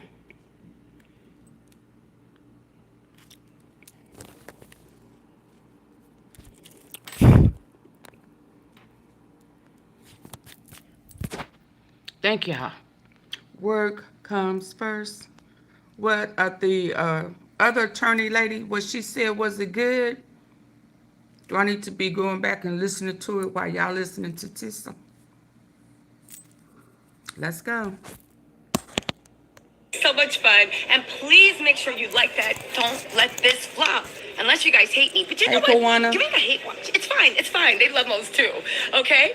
In any case, hold on, y'all. Don't forget, it's going to be at 5:30 Eastern Standard Time. Make sure you click on the link. Join me live. I'm going to remind y'all, Angel, Eastern Standard Time, because summer is here. I'm going to have to retire these blazer dresses for all the information he gave. Took the stand. There was a little back and forth. Rochelle Woodenick said, Yana, thank you. You see, put it out and then it becomes, can I watch from Belgium? You absolutely can. I'm going to put a link to their YouTube channel in the description box, and I'm going to do my daily debriefing on the way over there. There will be a link there. So that way you can just click in the description box of this video or next video, and you guys can just jump in. Okay, let's get into this. All right, Shar Sarah said 50. Oh my God, you said congrats. Thank you, Shar. I appreciate that. Okay, right now, they found a cell phone on the floor of Diddy's Star Island home, okay? And they said through data extraction, they realized that it was Diddy's. Why? Now, listen, this is before Frank Piazza took the stand. There was a little back and forth. Rochelle Woodenick said, Yana, we love it, T said, thank you. Okay, I'm going to put the link in. Hold on really quick. Let me just get this link to put in. I'm back. Sorry about that. Did you miss me? This is a study in permanence. I'm still here. Tara Grant said, continue to bloom, Tisa. Congrats, and we support you. Thank you so much, you guys. Jackpot said, go, Tisa, go. Congrats on this. Oh, my God. Thank you so much. Also, last thing, Life Lessons in Lines said, great job, T. You're very popular on YouTube. Thank you so much. Okay, so listen. There was a whole argument, right? That the defense... Oh, look at this. Zach in the house. There was a whole argument. That's ABC Now. They're actually taping me. So listen, there was a whole argument that actually happened in court, okay? To start off, they found a phone on Diddy's floor when they got raided in Star Island, okay? Now Diddy was like, how you know that phone's mine? They said, fool, we just jailbroke into the phone. We got your Twitter, we got your Snapchat, we got your governments. Like, stop playing, right? He said, okay, but so what, you can't use these messages. The defense has been fighting for 3 days to exclude these messages. Why do they want to exclude them? Because they make him look like the boyfriend equivalent of Hannibal Lecter, right? It is literally D-Rock telling Diddy that Cassie's looking for him. She wants to leave. She wants him to come over. It's all this stuff. This is after he had, you know, messed up Cassie's face, right? And, you know, she was like, yo, what's Shorty saying? She's like, oh, I thought you were coming. Diddy was telling D-Rock what to say. D-Rock does not look like he's going to be on the prosecution side. Baby, this is co-conspirator. Diddy was telling him, yo, say that, he's like, act like I have an attitude. Tell her this, tell her that, right? He was like, yo, Puff, Cass is calling the studio. She's looking for you, right? He said, yo, ask her, are we broken up or not? Act like I said, I'm not effing with you, and you know why. He was literally instructing D-Rock on how to mentally abuse Cassie. It was weird, right? The one thing that was very chilling, because you could actually say, well, maybe it was just a friend putting 20 on 10 to try to manipulate the person you're with. But he did literally say, yo, stay on top of Cassie. He did not want Cassie making a movement, but more importantly, thinking anything outside of what Diddy planned. It paints a picture that even though Cassie thought that she was boyfriend-girlfriend with Diddy, Diddy was keeping her in a carefully controlled thing where the only people she was allowed to be friends with were the people he approved, and the people he approved all told Cassie the same thing. Why is this important? Remember how Brian still was like, to Mia, right? I know, the infamous Mia. You said you were Cassie's sister. And she's like, absolutely, we're very close. He said, if you guys were that close, then why were you telling Cassie he's just a little kid, he lashes out, he loves you? Why were you encouraging your sister to stay in an abusive relationship? It looked like that was a condition of employment for Diddy. You were not allowed to tell Cassie your true thoughts. And if somebody did do it, like Kayla, you would be fired immediately. Again, this low-key supports what Mia was saying. Now, we're not getting to the Mia about whether she was telling the truth or not. Let's just focus on what we do. Nana7 said, good look on the interview. Oh, wait, no, watching from Belgium. Yes, you will. Let's get back into this. Your Honor, Your Honor, Your Honor. Let me just read a few more super chats first. I like to call it a commercial break, then we'll get back into it. Sharina Wilson said, congratulations, T's extremely happy for you and your accomplishments. Well deserved. Hard work and honesty pays off. Doesn't, won't he do it? Love to see it. Let's tune in. And Claudia Ramos Design said, Tisa, congratulations. Thank you for all the amazing work and keeping us informed. I love everything you do. Oh my God. And what's up, Claudia Ramos Designs Mama? Thank you for watching also to Mama Ramos. Victoria said, Tisa, I love you, cousin. That's right, Victoria. We are a family. I'm so proud of you. I'll definitely be watching. P.S. Wait until the end to thank us all for the super chats. Tisa on ABC. Come on now. You know I'm not going to do that. NY Housewife Vlog, thank you so much for the super chat. Beverly Ann said, congratulations on the interview. Thank you. Simply Stated said, look at you on the come up. So proud of you. The Bible says your gifts will make room forever. Oh, thank you so much. Do your thing. And Melvina Cook said, Tisa, you're the best. You should be on TV. Love you, girl. And thank you for all the good work, the hard work. And Mocha says, Tisa works hard to stay on Diddy's net. I actually do. Last thing, Miss Kim said, you're killing it. I'm a new member, but an old watcher. Thank you, Miss Kim. I look, MV318, thank you so much for the super chat. And the Dwayne the Success King said, thanks 95 to 98% of everything he does is legal enhancements, right? What did he enhance? This is interesting. They enhanced cell phones. They enhance surveillance, and they enhance the SMEX videos. They even enhance the sound. And I was like, why did they enhance the sound? Is it because they want to hear Cassie is screaming, no, no, no, leave me alone, I don't want this? But then I was actually talking to Stephanie, and she was like, maybe. Or Diddy or somebody could be off to the side, or anybody could be in the background, and they want to enhance it in the background. We will wait and see. They are going to give us a thing for that, but we'll go, okay? Whiskey is my yoga set. Watching from Cali. I wake up and look forward to the lives every day. Congratulations on the interview. You will kill it. Thank you so much. Whiskey is my yoga, okay? So, okay. So, what else did he say, okay? He said that, so he said the videos. Why is there greens in videos? Also, Melly Mel Jade said Puff is a devil. He deserves life. I agree with that. Bobby Bellinger said, proud of you, baby girl. You're going places. Thank you. So, the cell phone videos, right? They were recording. He said, why is it so grainy? What were the unique issues you had? He said, well, for one, it was a video in video. It was a video of them recording the video, right? And it was a recording of a security monitor. And it was also a 3-angle camera system, right? Also a 3-angle camera system, okay? iPhone 6, right? iPhone 6 and... iPhone 6. So it was iPhone 6 that was recorded on. It was March the 5th, 2016, right? And they said that there were frames to actually give you more detail, right? Also, they said the speed. He explained what frames per second meant. He said it was done at 30. Babe, are you taping? Yes. Oh, okay. Do you mind moving back a little bit? So it's 30 frames per second, right? And they said they're not manually, they said that he didn't manually alter it, right? He said the speed of the playback was the issue, okay? But he corrected it, right? He said it was faster than normal that they did.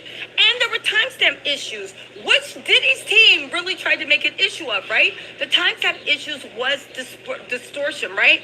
They said they would speed up, right? But he had to fix it. Now get into this, right? Yeah. So in this, right? They said that the video was not manually altered. I'm just going to turn to the side, right? They said that the video, hold on, y'all. They said the video was not manually altered, okay? There was pixelation because the video stream itself was actually corrupted, okay? They also said that it was a GOP, which is a group of pictures. I didn't know this, right? And you need to actually realize this. I didn't know this, but basically back then when those things, and I think these were maybe BlackBerry videos, I don't know. When you have a frame, there's permanence and then there's movement. If we're sitting there and you're looking like at that building, the building stays normal, okay? So when the building stays normal, the frame just keeps recycling that picture. The only thing that changes is this movement. I did not know that. So that explains some of the distortion, right? Listen, oddly enough, and I don't know why Diddy's team did this, they kept playing the video over and over and over again. And I was like, they played it so much that I was like, how many times can we watch Diddy drop kick Cassie? Every time I saw the frame, I saw new brutality. I said, how is this a defense thing that every single time you see a frame, there is 100% new brutality? Is this your defense? Okay, right? So then, okay, sorry. Oh, that was my fault. Okay, so right, hold on, y'all. And my phone is like fogging up. Hold on. There we go.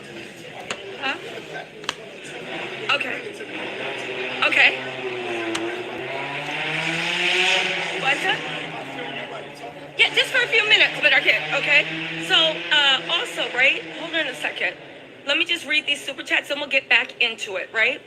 Hold on. Oh, Annetta John rates 1-2 on her show, girl. 36. And here it says it's 10:47. Rates 1-2 on her show, girl. You moving on up. Get that bag. Much love. Yes. Nancy Grace Dez. You know my mama's going to be happy to hear about that. So listen, let me tell you. They went through how everything was. And he explained why the timestamps are off. The timestamps are off is because we are actually human. And the only... Let me go straight to Diddy's defense. Because Diddy's defense, they were dragging it.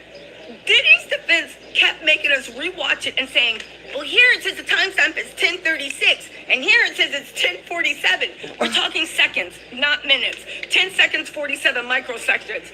And they kept saying, well, why is the timestamp different here? Why is the timestamp different here? And the guy kept being like, I already explained it. It's because of blah, blah, blah, blah, blah. Now, let me just say to Diddy's defense, can y'all stop? We had to sit through Brian Still's Fulton County mess with him acting like he doesn't know the way IG works and he doesn't know everything on IG is fake. We then had to roll into Tenny Garrigus, who actually stepped her fashion game up. She looked really good. We had to roll into Tenny Garrigus, act like she doesn't know that nobody's microwave, TV, clock, I don't care what you have, whose mess is set to the right time. The only reason we got the right time on our iPhones is because it automatically updates. Are you serious? Are you now trying to act like you don't understand why why most humans do not take the time to set the right time on the clock. And then I sat there and I said, what is your defense? That Diddy beat this woman slow motion? I actually think it's worse he was beating her slow motion. Do you know how much energy it takes to wail on somebody for a prolonged period of time? Has anybody ever been in a high school fight?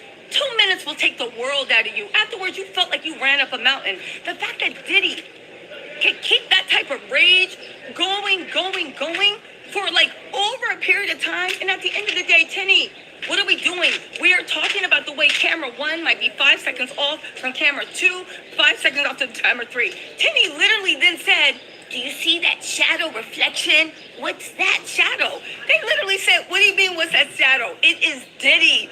It's Diddy, right? How do we know that was him walking from the hallway? I don't know. There was it his fool foot? with a towel, literally running, then coming around the corner. We were seeing it like boom, boom, boom, boom. Then looking at the, you know, the target surveillance when you be in the self-checkout and the camera be right on you. Diddy, give it up. But I get it. They couldn't just say no questions, Your Honor. They had to do what they could do to plant doubt. Because at the end of the day, this is what Diddy is up for. He doesn't need the whole jury to believe him. He just needs one person that believes in his legacy, that wants to plant doubt, and he can get a hung jury. I'll tell you what, if it is a hung jury, You can't get a hung jury on all the charges. To cover this case. Now, if you know me, you know that is a bold-faced lie. Because if it does get a hung jury, I will be right here, probably back in the same place. But I think Diddy is doing his best to see if he can get the trial moved outside of New York. But honestly, this is your best defense. The fact that the security cameras clocks weren't set to the right time. Tenny, it don't matter whether it is 4 in the morning or whether it's 4 p.m. or 3:08. Diddy is acting like a madman and cutting up. She even was like, oh, and hold on. She even was like, oh my God, there's a security camera. There's a security person. Look at him. He's laughing on camera. Yes, Tenny, it's called diffusing the situation. You see a girl with a hood crying, begging for her phone and her bag. You see a madman sitting there with his legs crossed like he's a boss, holding a towel over him. And you know the one thing I kept saying as they kept replaying it over and over and over again? There are no robes in this fine establishment. How did you do all this in a towel? At any point did you decide to put a robe on? I don't know. Diddy was, I really honestly, listen, Wanda Young said, this is for a cold drink. It is warm out there today. It is. Careful what you wish for. Amanda Bauer said, you actually pronounced my name right. Thank you, Amanda. Natalie Lee said, why are they on you like that? You're the best. Oh, thank you. Also, Anne-Marie said, thanks for the beautiful energy. Thank you so much. And also, Neats, thank you so much for the super chat. VBY Star said they should get 50 cents to testify about the leaked news. Great job, T. Oh, also, Jane's going to be testifying. Kendra Curry, thank you so much for the super chat. Michelle Rudenik said, repeated video, numb the jury, 2DB. They didn't listen. I know what you're saying, but they repeated it so much. You don't have to watch that video a few thousand times to get numb. J.S. Preezy said, Buffalo's best wings in Jersey, 261 Hackensack Street, Ridgewood, New Jersey. Thank you, Tisha. We greatly appreciate you. Y'all in Jersey, get some wings. Also, Gail Thomas, thank you so much for the super chat. And Danique Massett, Tisha, you are truly the best. Thank you, thank you, thank you. And Missy Evans, thank you so much for the super chat. All right, so let me get through this before I melt out here. Anyway, they literally then talk about, it was actually really weird because I noticed so much more detail, okay? Vanessa Smith said, Tisa, you're triple tap, pretty brains and integrity. Thank you. Venetia, listen, I got you on my mind heavy, right? The video kept blacking out. They were explaining that the video blacked out because of different things. Cassie was literally yelling at Diddy. I never noticed how upset she was. She literally was like, just give me my stuff. Give me my stuff. And Diddy was walking around like a menace with a towel. Just walking around like a menace. I said, this is not a good look. Nicole Golding, thank you so much for the super chat, right? Also, right, they said that when his cell phone, the guy pointed out that after that, Diddy had a cell phone. Does this not go into Cassie's testimony that when she tried to leave, she was getting calls from Diddy security, calls from people saying, no, wait. And now we know that everything that Diddy was said, Cassie was thinking that she heard wasn't coming from anyone. It was actually coming directly from Diddy. Okay, what else did we see, right? I did notice it to the point of, Bernicia, you're saying to numb them, that 3 jurors halfway through weren't even watching the footage. But to be honest with you, these are the jurors that it's hard to get into their head. They were the ones that seemed very, very skeptical of Mia. Now, again, this is just all my opinion, but maybe it's my opinion, right? They said that, oh, this is one thing, right? They asked, what, I made a note and I said, why are you still in there in that damn towel? Were there no robes, right? He was receiving and making calls. Now, here's the thing. He also said that he enhanced 10 extra videos. MR203 said, you're doing a great job covering this trial. Keep it up. Thank you so much. And Sherry and Man said, Tisa, you're the best. Oh, thank you. Okay, listen. I'm going to have to go back in soon, but let me just get this off really quick, right? I mean, keep sending super chats, but let me just get this off really quick.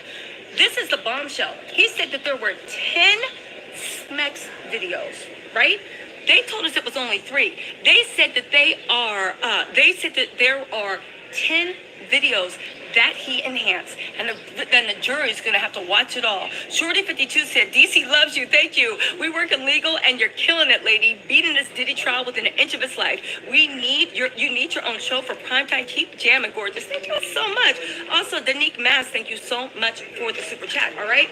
So, they said that there's 10 tapes that I believe they got off of Cassie's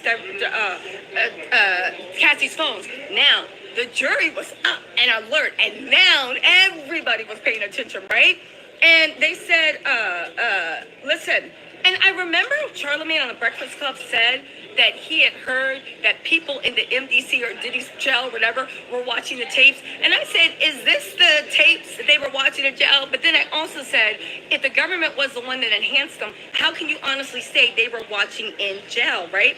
They said one video had sound, it was enhanced, right? And I literally, again, why would they enhance that sound?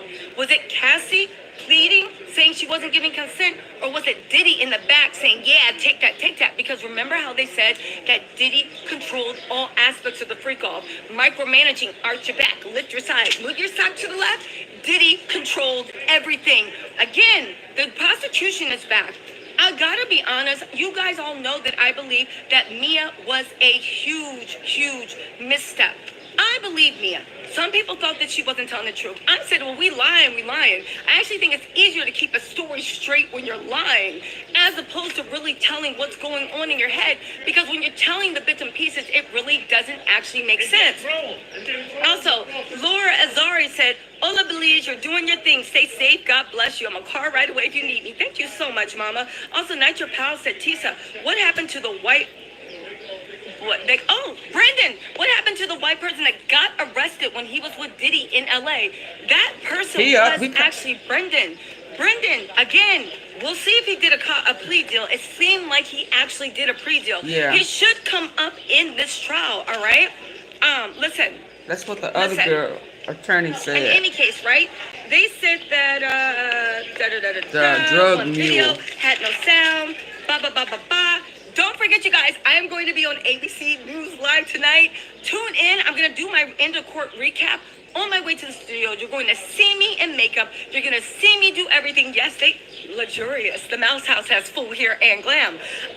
You can check on YouTube, Hulu.com.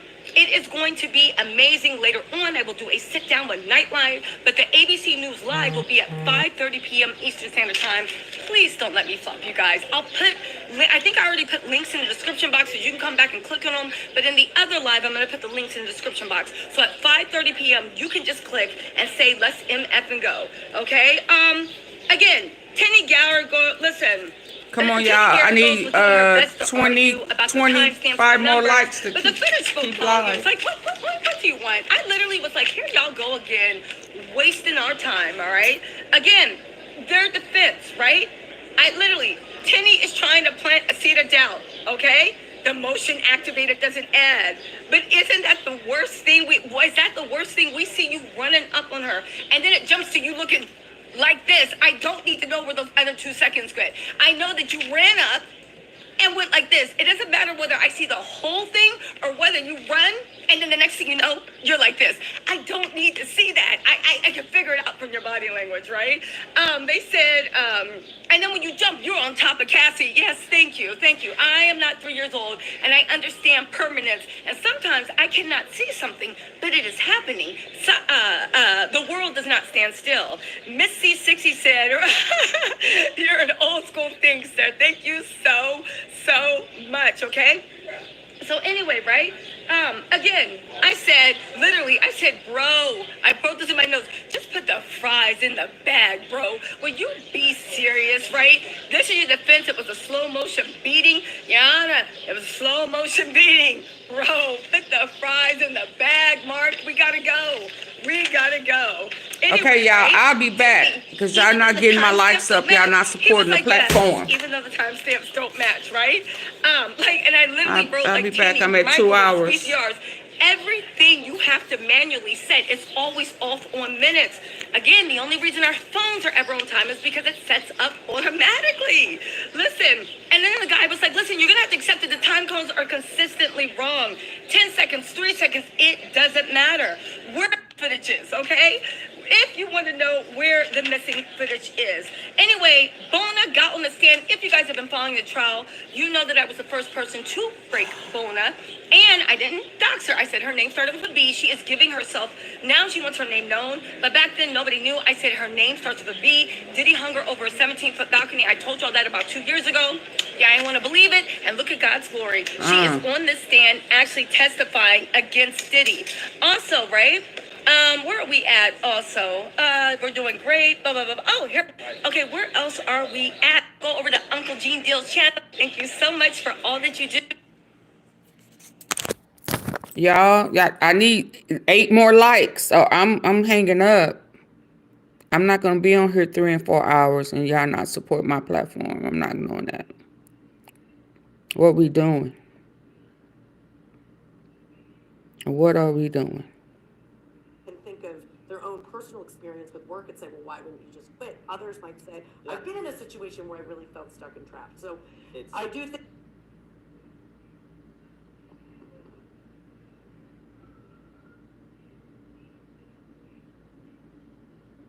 the surveillance system. Stone Mountain, Georgia, New Jersey. So thank you so much for everybody. So when I just hang up. Go to Elizabeth Milner, law and crimes reporter, outside the courthouse right now.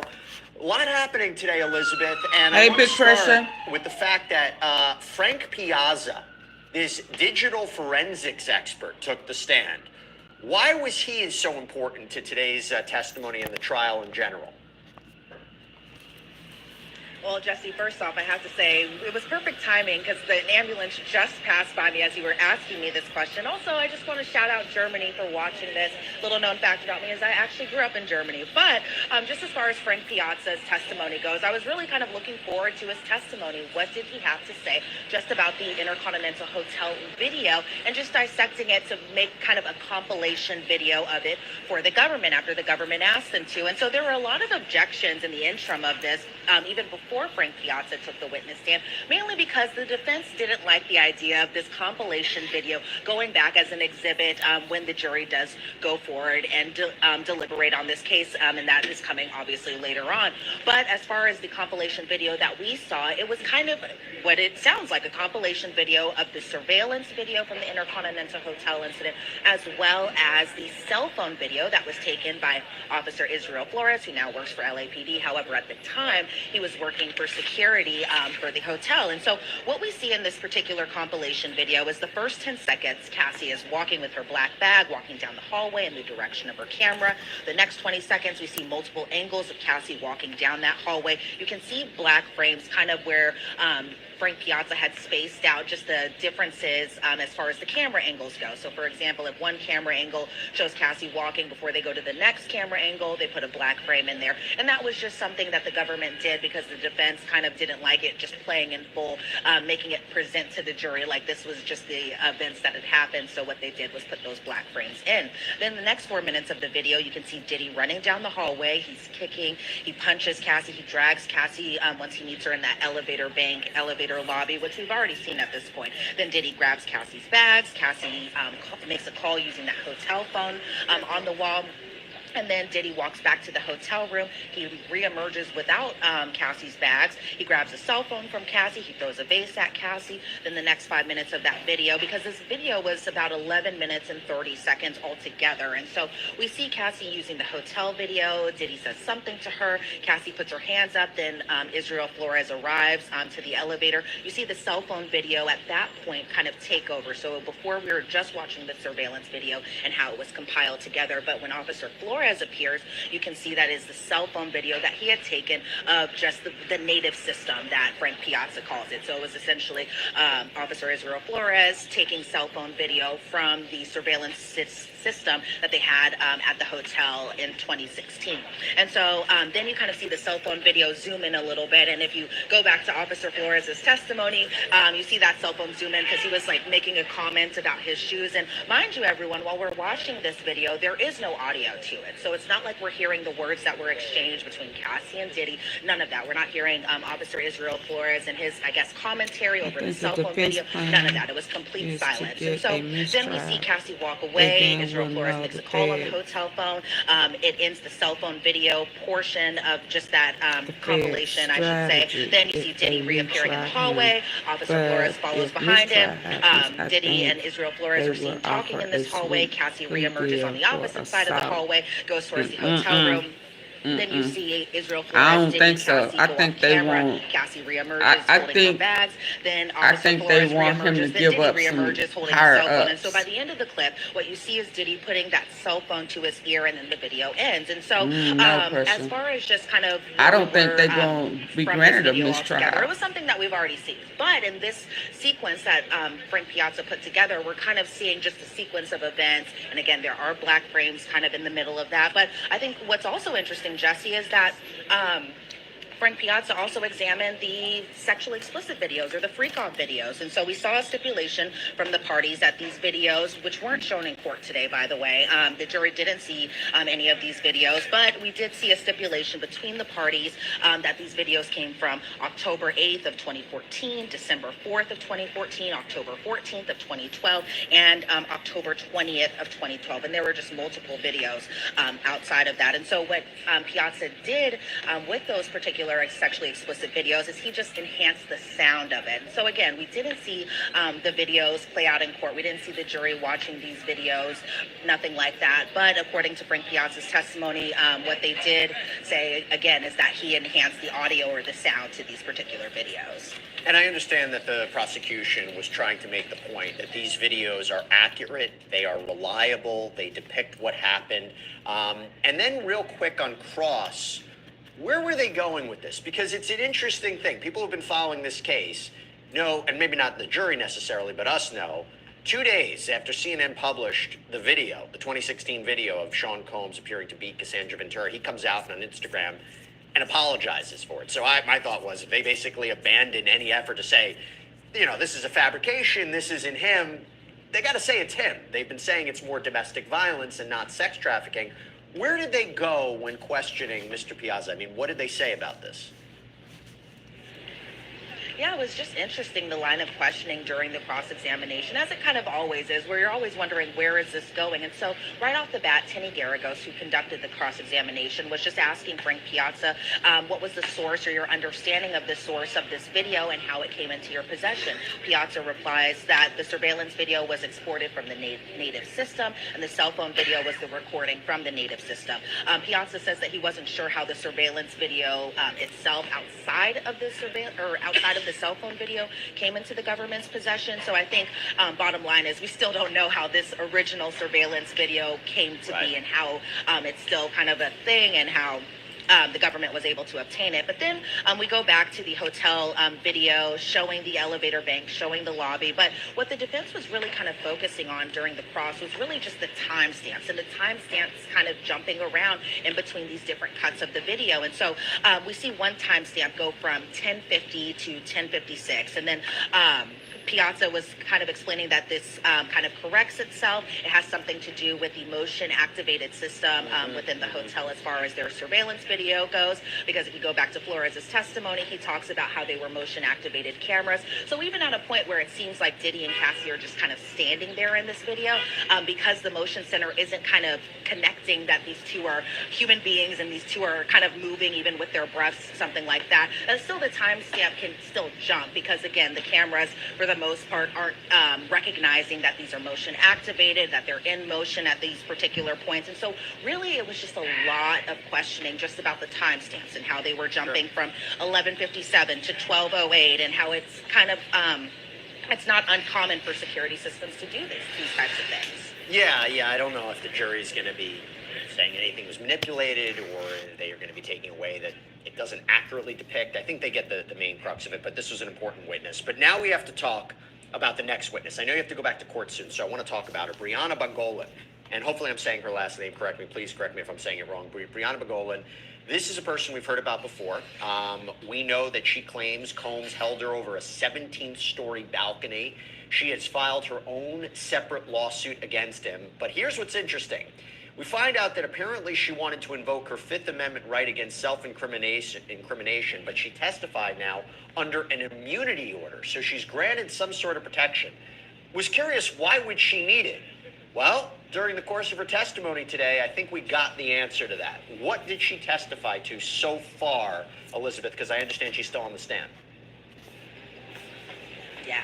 So Bonna was someone I was really kind of looking forward to her testimony, mainly because I remember covering her civil lawsuit against Sean Diddy Combs. But even before that, it seemed like Cassie alluded to this incident over hanging Bonna over the 17th-story balcony at her apartment in Cassie's lawsuit back in November of 2023. So I feel like that's where the direction of this testimony is he hanging females over the balcony. At the beginning when Bonna had taken the stand. So this particular incident happened in late 2016, where Diddy allegedly... At Sweet Bee Organics, we believe in the power of nature's ingredients to nurture your body and soul. Unlike conventional products... balcony. She explained that she had bruises and back pain after this particular incident. But as far as just her invoking her Fifth Amendment right and just the immunity order that she was given, I think it had a lot to do with just the drugs and how she would either provide drugs to Cassie. At times she would give Diddy drugs, and she explained that she gave Cassie drugs or sold Cassie drugs like oxy pills and ketamine, whereas with Diddy in particular, that she had at one point given or sold Diddy cocaine. But as far as Bonna's testimony goes, it kind of went vice versa too, where Diddy gave Bonna drugs including ecstasy, cocaine, ketamine, or GHB, and Bonna explained that she didn't do GHB or G, as she calls it, on the witness stand before actually being introduced to the drug by Sean Combs, or Puff as she calls him, while she's testifying on the stand. And so that's where we were kind of getting to, and even the threats that Diddy had allegedly made to Bonna as far as, I'm the devil, I can kill you, and then that's kind of where the lunch break kind of happened. And so we expect kind of more testimony, especially for her direct, to continue once we get back from lunch. Yeah, and I see we already have questions coming in about how her testimony relates to the overall case. We will talk about that. Before I let you go, Elizabeth, real quick, any reaction from the jury today that you thought was notable? Any reaction from Diddy you thought was notable?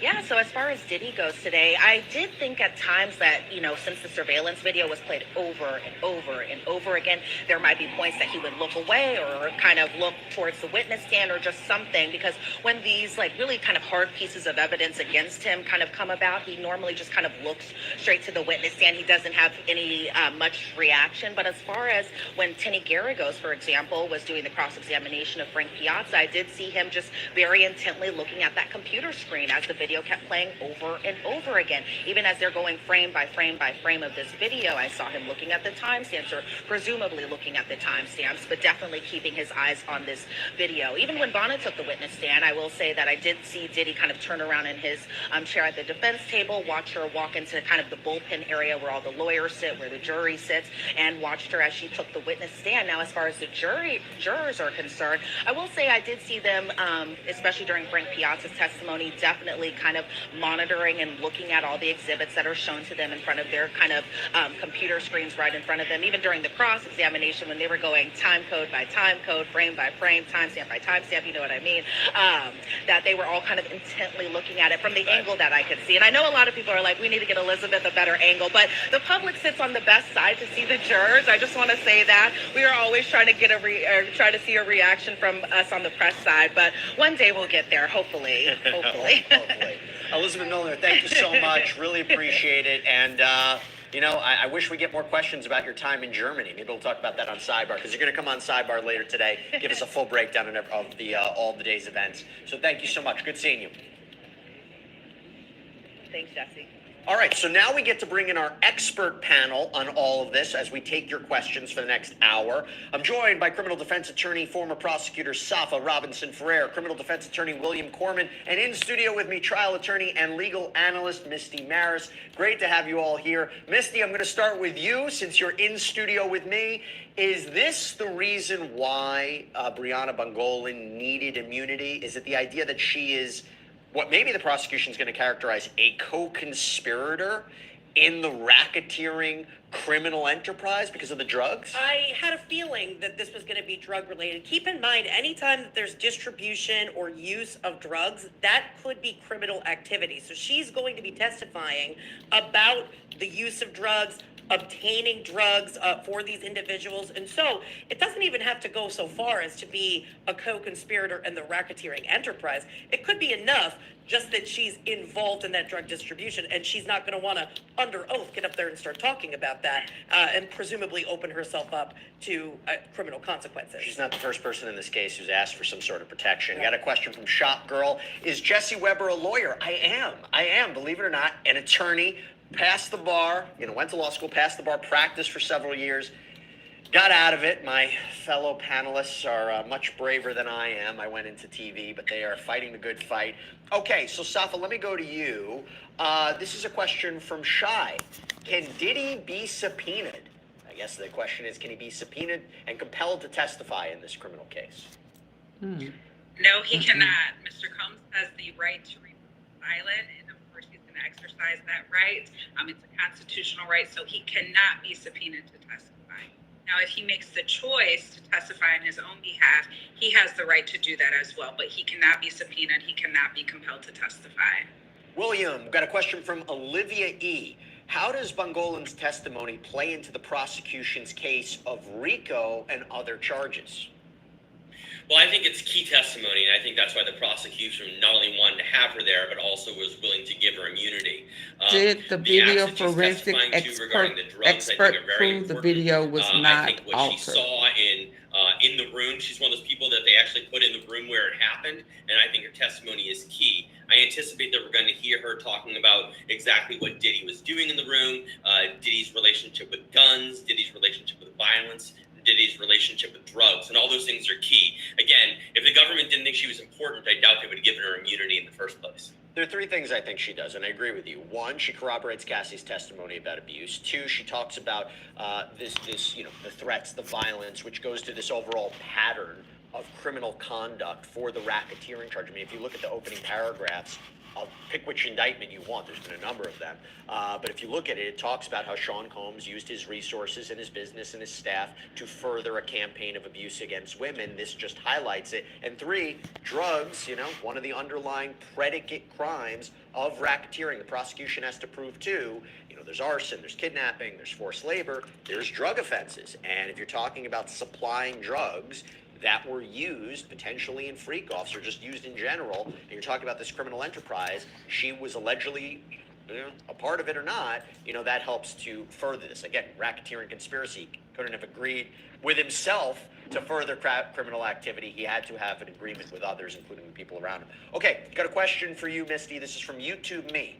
How can the defense differentiate between a celebrity couple's efforts to maintain their privacy from public scrutiny versus bribery for a crime in relation to the video with Diddy and Cassie at the hotel? So this is back to yesterday, right? The idea of paying for the tape.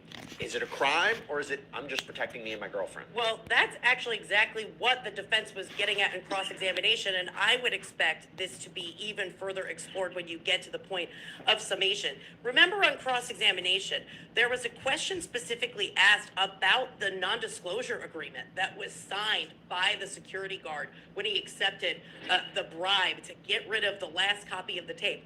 And the focus was on a provision that is a carve-out, meaning you can't disclose this to anybody, the existence of the tape. But you know who you can? The government. If you're called via subpoena, you are to comply. This does not stop you from complying with any kind of investigation. So that language would tend to show, from a defense perspective, a very typical NDA, which in every case is going to have that provision. The other piece of it is, Jesse, the testimony said that Cassie did not want to call law enforcement in. So here's my perspective on it if I'm the defense. Yeah. You got a great civil case. And I actually see why she settled a case with the Intercontinental for $10 million, which we found out at the end of her testimony. Because you have security guards totally not going by protocol. Obviously, the right thing to do in that situation is to call law enforcement no matter what anybody says. And to preserve the tape. Right. But they didn't do that. So from a civil perspective, excellent failure to secure case. From a criminal perspective, is it obstruction? And I think when the defense is going to say, well, no one was really stopping him from talking to law enforcement. Look at it, it's right there in black and white. And bribery of a witness, right? I agree with you. The $10 million, I think I said it once before, like, the prosecution say, good. You think that goes to her credibility about why she's going after Diddy? $10 million. Something wrong. No. Yeah. The only thing I'll push you back on and curious is, the allegation was, did he force Cassie to say, hey, get this tape for us? The other way of looking at it is, according to Eddie Garcia, Combs was like, don't make big purchases. That's a little strange, right? Right. It makes it sound a bit more nefarious. Is he the one who drafts the NDAs? I would say no. I will say two things, and I agree with you. This is the type of thing that the jury can take in either way. But looking at it from the prism of a defense perspective, I would say, well, Cassie went back to her home with her friend, and her friend wanted to call law enforcement. Cassie did not want that to happen. So that desire to get law enforcement involved kind of takes away from that argument. And I would also say the most harmful part of that NDA to me is that it was not with Sean Combs as an individual. It was with one of Sean Combs' enterprises. Wow. So that's going to link it back into RICO. That this is not just him in his personal capacity. This links back to his businesses, which prosecutors say are just fronts for his criminal activity and racketeering. Good point. All right, we have a super chat comment from Carol Very Morgan. good point. Thank you so much. Hi from Australia. Wow, 2:45 a.m. here, getting tired, but worth staying up for the great coverage by Jesse and Elizabeth. Thank you so much, Carol. Really, really appreciate it. I know you were posting questions earlier in the week as well. So if you have any questions, and before you go to bed, shoot them out here. We'll make sure to answer them. Okay, Safa.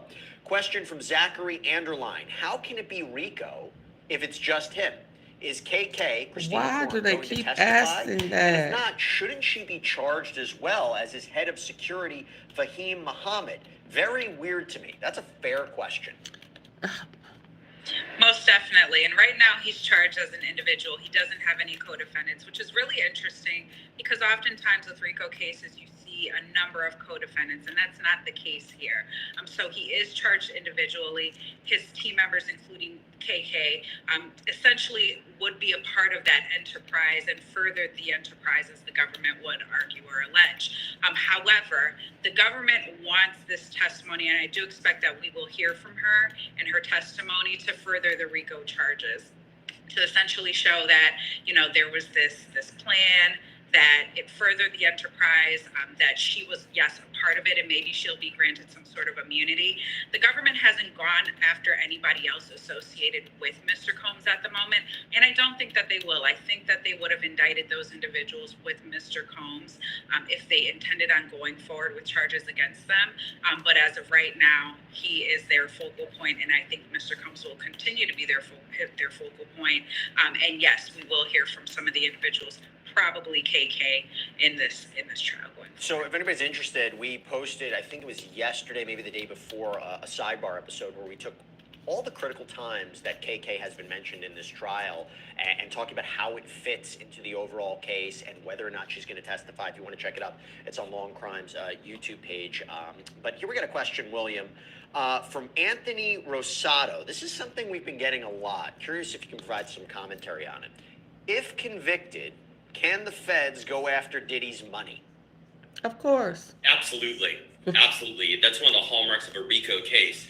In a situation like this, you know, the properties That's that he why it's owns, RICO. if any of those, if any of the money went to buy those properties, if anything happened He in any of those bribing people properties, with he this has money. exposure. Absolutely. So his exposure, isn't limited just to his freedom. It isn't just criminal exposure, but there's some financial aspects of it as well. I would be surprised if they didn't. I mean, we've heard testimony about things happening at these different properties at different places he owned. We heard about the freak-offs happening in a number of places. So, yeah, that could all be fair game. That could all be up for grabs. I've got a question. I'll throw this back to you, Safa. This is from L. Spelunker. Suge Knight said in his interview he hopes Puff gets on the stand and tells his whole truth. Do you see that happening at all under any circumstances, or is it just too much of a chance to take? I personally think it's way too much of a chance to take. However, It do Mr. look Combs, he has that right a to little testify bit like if a he witch chooses. hunt. And a lot of times, you know, individuals who are in domestically violent partnerships, they like to control the narrative. I mean, it's clear here that this case was at least rooted in the relationship between him and Miss Ventura was domestically violent in nature. So there's no question about that at this point. Individuals who are engaged in those types of relationships, specifically what would usually be the aggressor, they like to continue to control the narrative. So it wouldn't surprise me if he did ultimately get on the stand and testify. But as a defense attorney, and I'm sure his other attorneys will advise him, we do not want you to get on the stand and testify. Yeah, sure, it's his choice. It's his choice, and I don't know that him and Suge Knight have always had the best relationship. So, he was accused in this trial of running to Mel's Diner with guns to try to track him down. I mean, look, it goes to the judgment. I mean, Misty, I'll throw it to you. I know you have a comment about this, but it goes to the judgment. This is the same guy who decided it was a good idea 2 days after CNN published the video of him allegedly beating Cassandra Ventura to basically admit it was him on tape. So it kind of corners his defense to say, you know, they can't say, oh, the tape was altered, it's not him.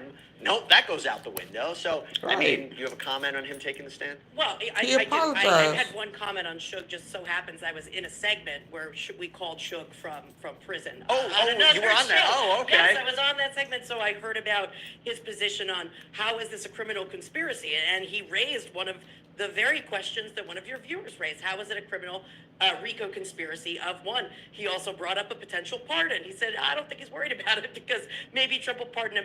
And he did speak about how he should take the stand. Of course, again, no communication between the two, right. But just interesting observations from somebody who might have known him in the past. And that was on air. I happened to be sitting there, a little fly on the wall. Well, it's because you're everywhere. You're everywhere with this case. Wait, do you really think, not to get political, but do you really think the president would pardon Diddy after all that's come out right now? Again, he's innocent until proven guilty. But how could you know, this is a violent series of crimes that he's accused of. And some of the stuff Trump knows went down. Pardon somebody. He's been to them house parties before. Well, so the president actually, without getting political again, has the power of pardon and really doesn't have to explain the why.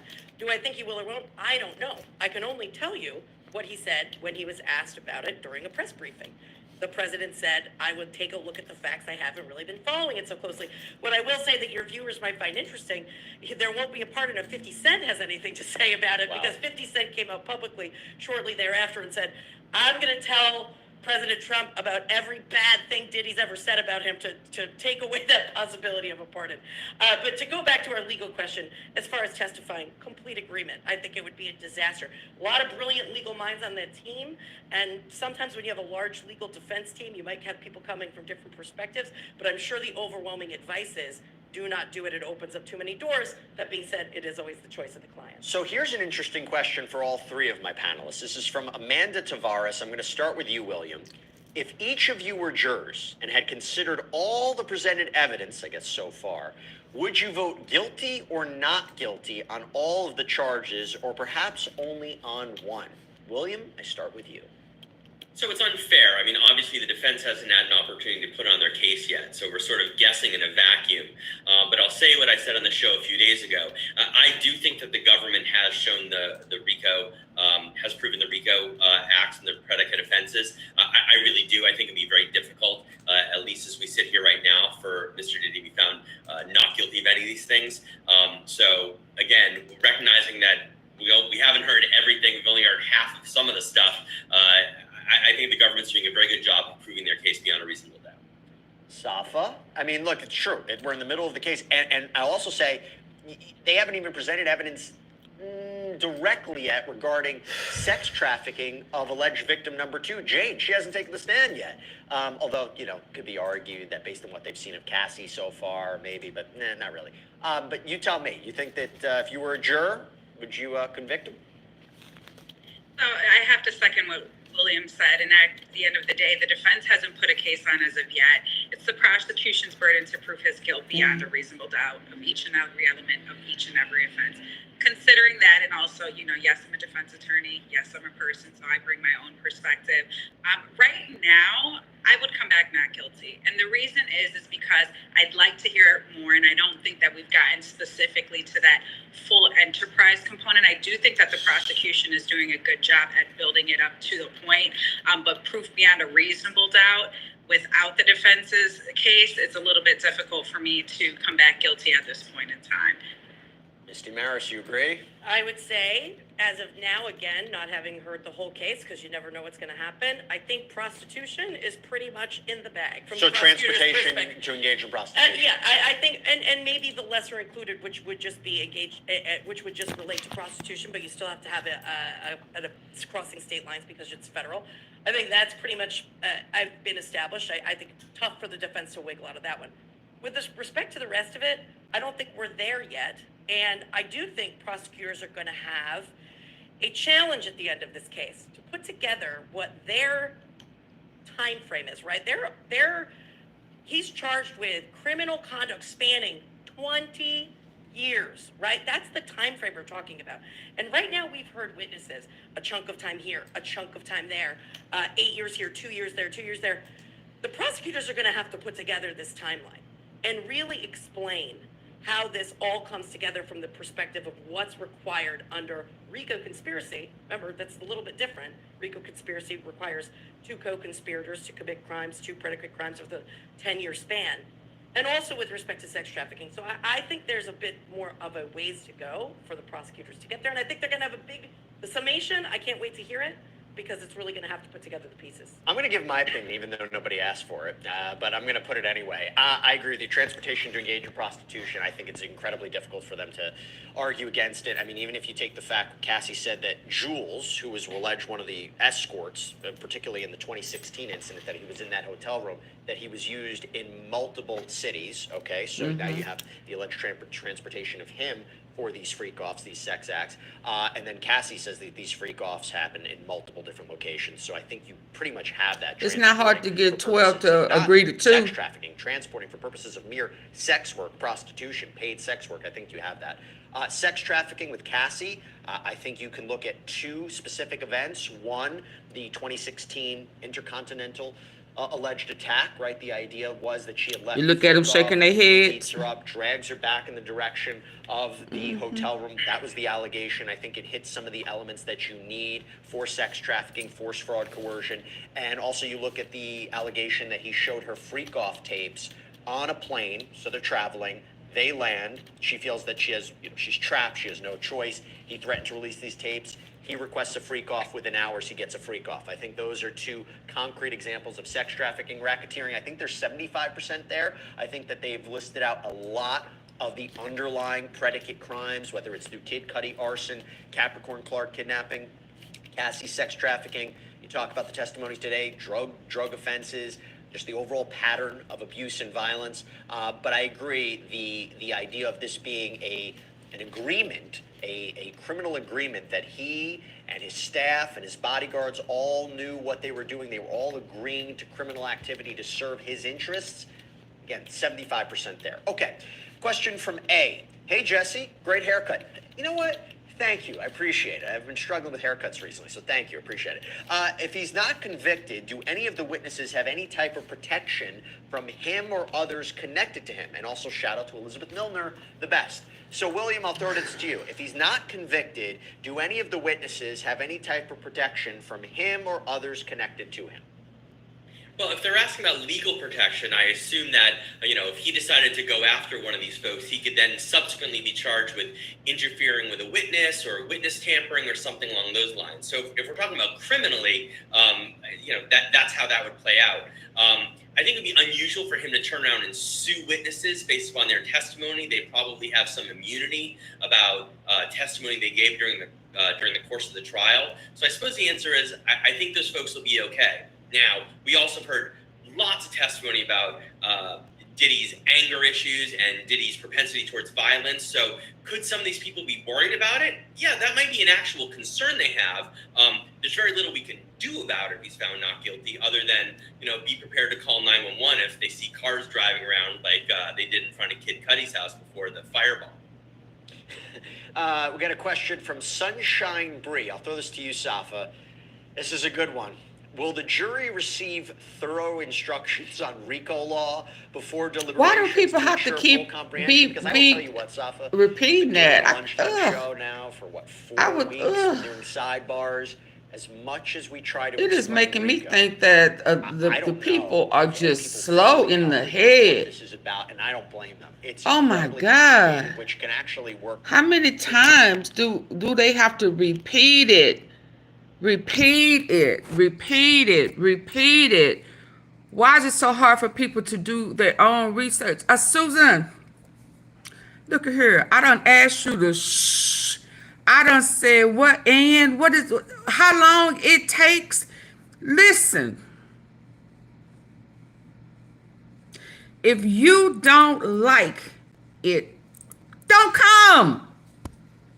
You want to argue about this and how long it takes, then don't come. Don't respond. Stop that. You're irritating. You're making something a point that has no relevance. If you don't like how many times it's repeated, go somewhere else. It's just that simple. We're about the case. We ain't about all of that petty stuff. You being petty. Okay? Shh.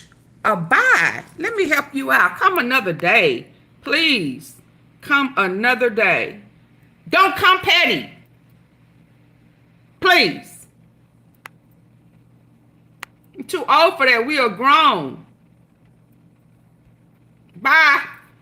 Bye. Go somewhere else where they only said once. Okay? I gave you an opportunity to keep that to yourself. But no. You want to Diddy me. You want to force it. You ain't figured out by now I don't do well with people trying to force me to do something the way they want me to do it. That shit don't work here. If she repeats it more than once, hell, all of them repeat it more than once. And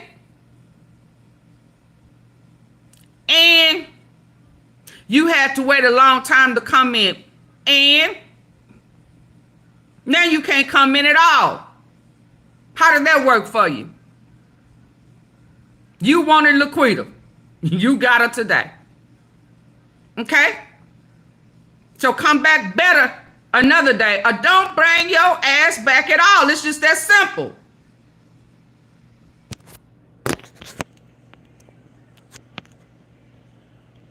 Put your ass on. for the defense's benefit, right? I mean, there are so many different elements that the prosecution has to prove. What are these jury instructions going to look like regarding RICO? They have to be quite thorough, right? Absolutely. RICO is a really complicated charge. I mean, I expect that the jury instructions, which will be read out to the jurors by the judge verbatim, will be very lengthy. So I can expect, or we can expect, that the jury instructions on that component, or at least the remaining charges as well, will be at least an hour.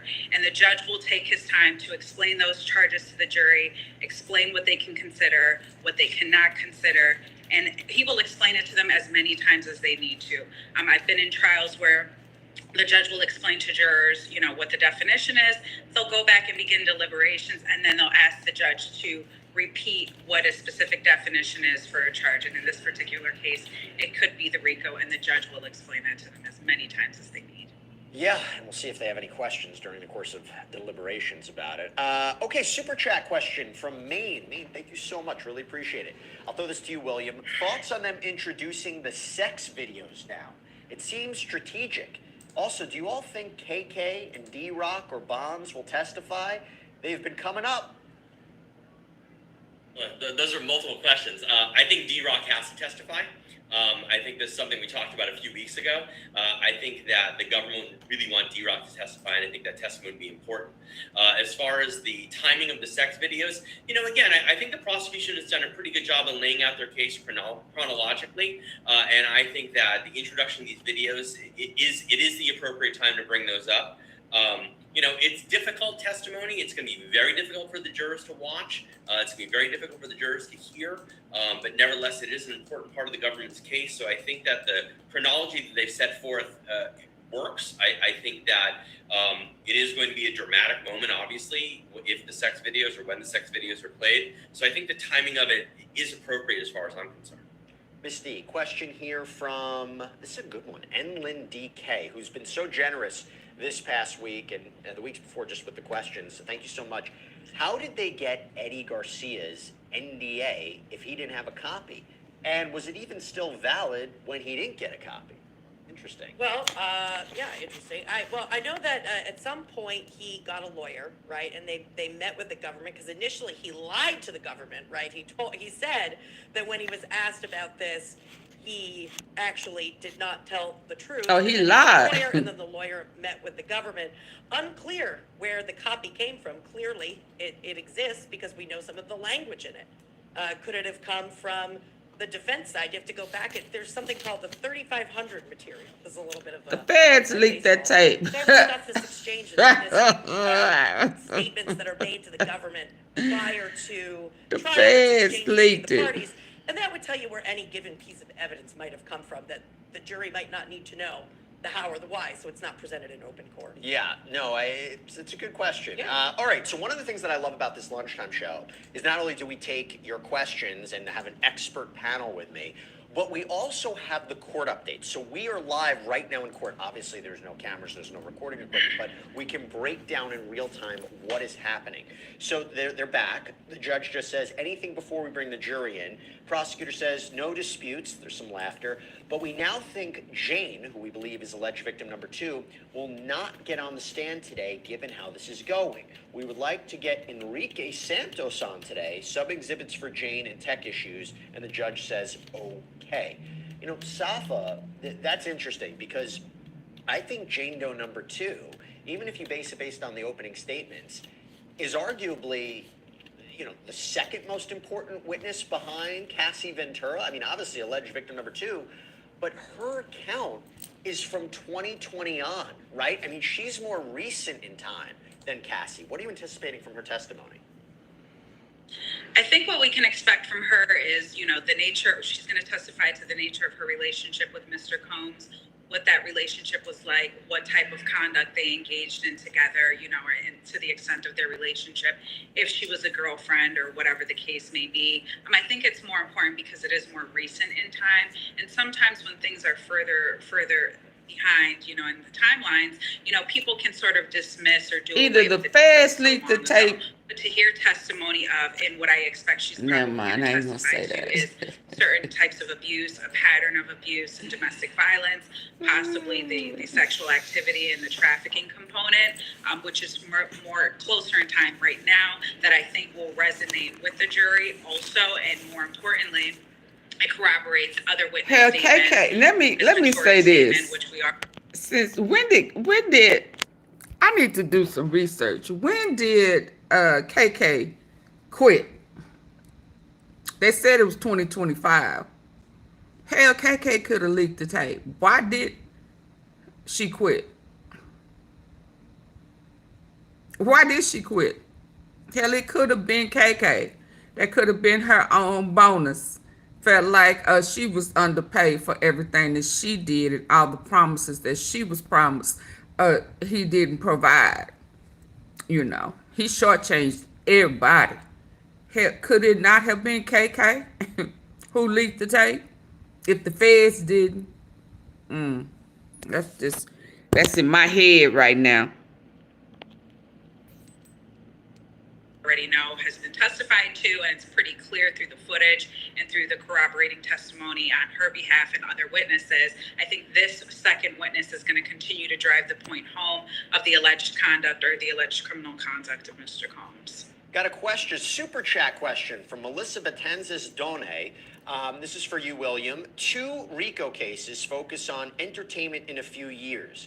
Would you think that we'll be seeing more RICO against Hollywood and entertainment? I thought she quit. She quit this year, they said. Maybe. I don't really know how to answer that question. What I can tell you is this.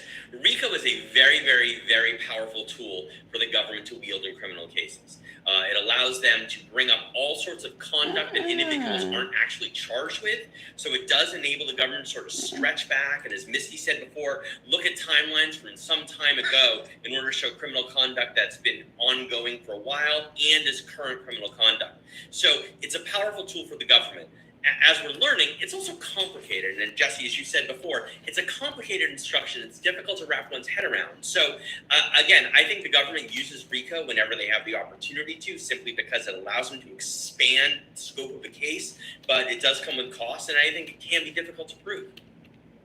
Now, I want to talk about something. And Misty, I'm going to throw it to you. This might be a little bit of an in-depth question.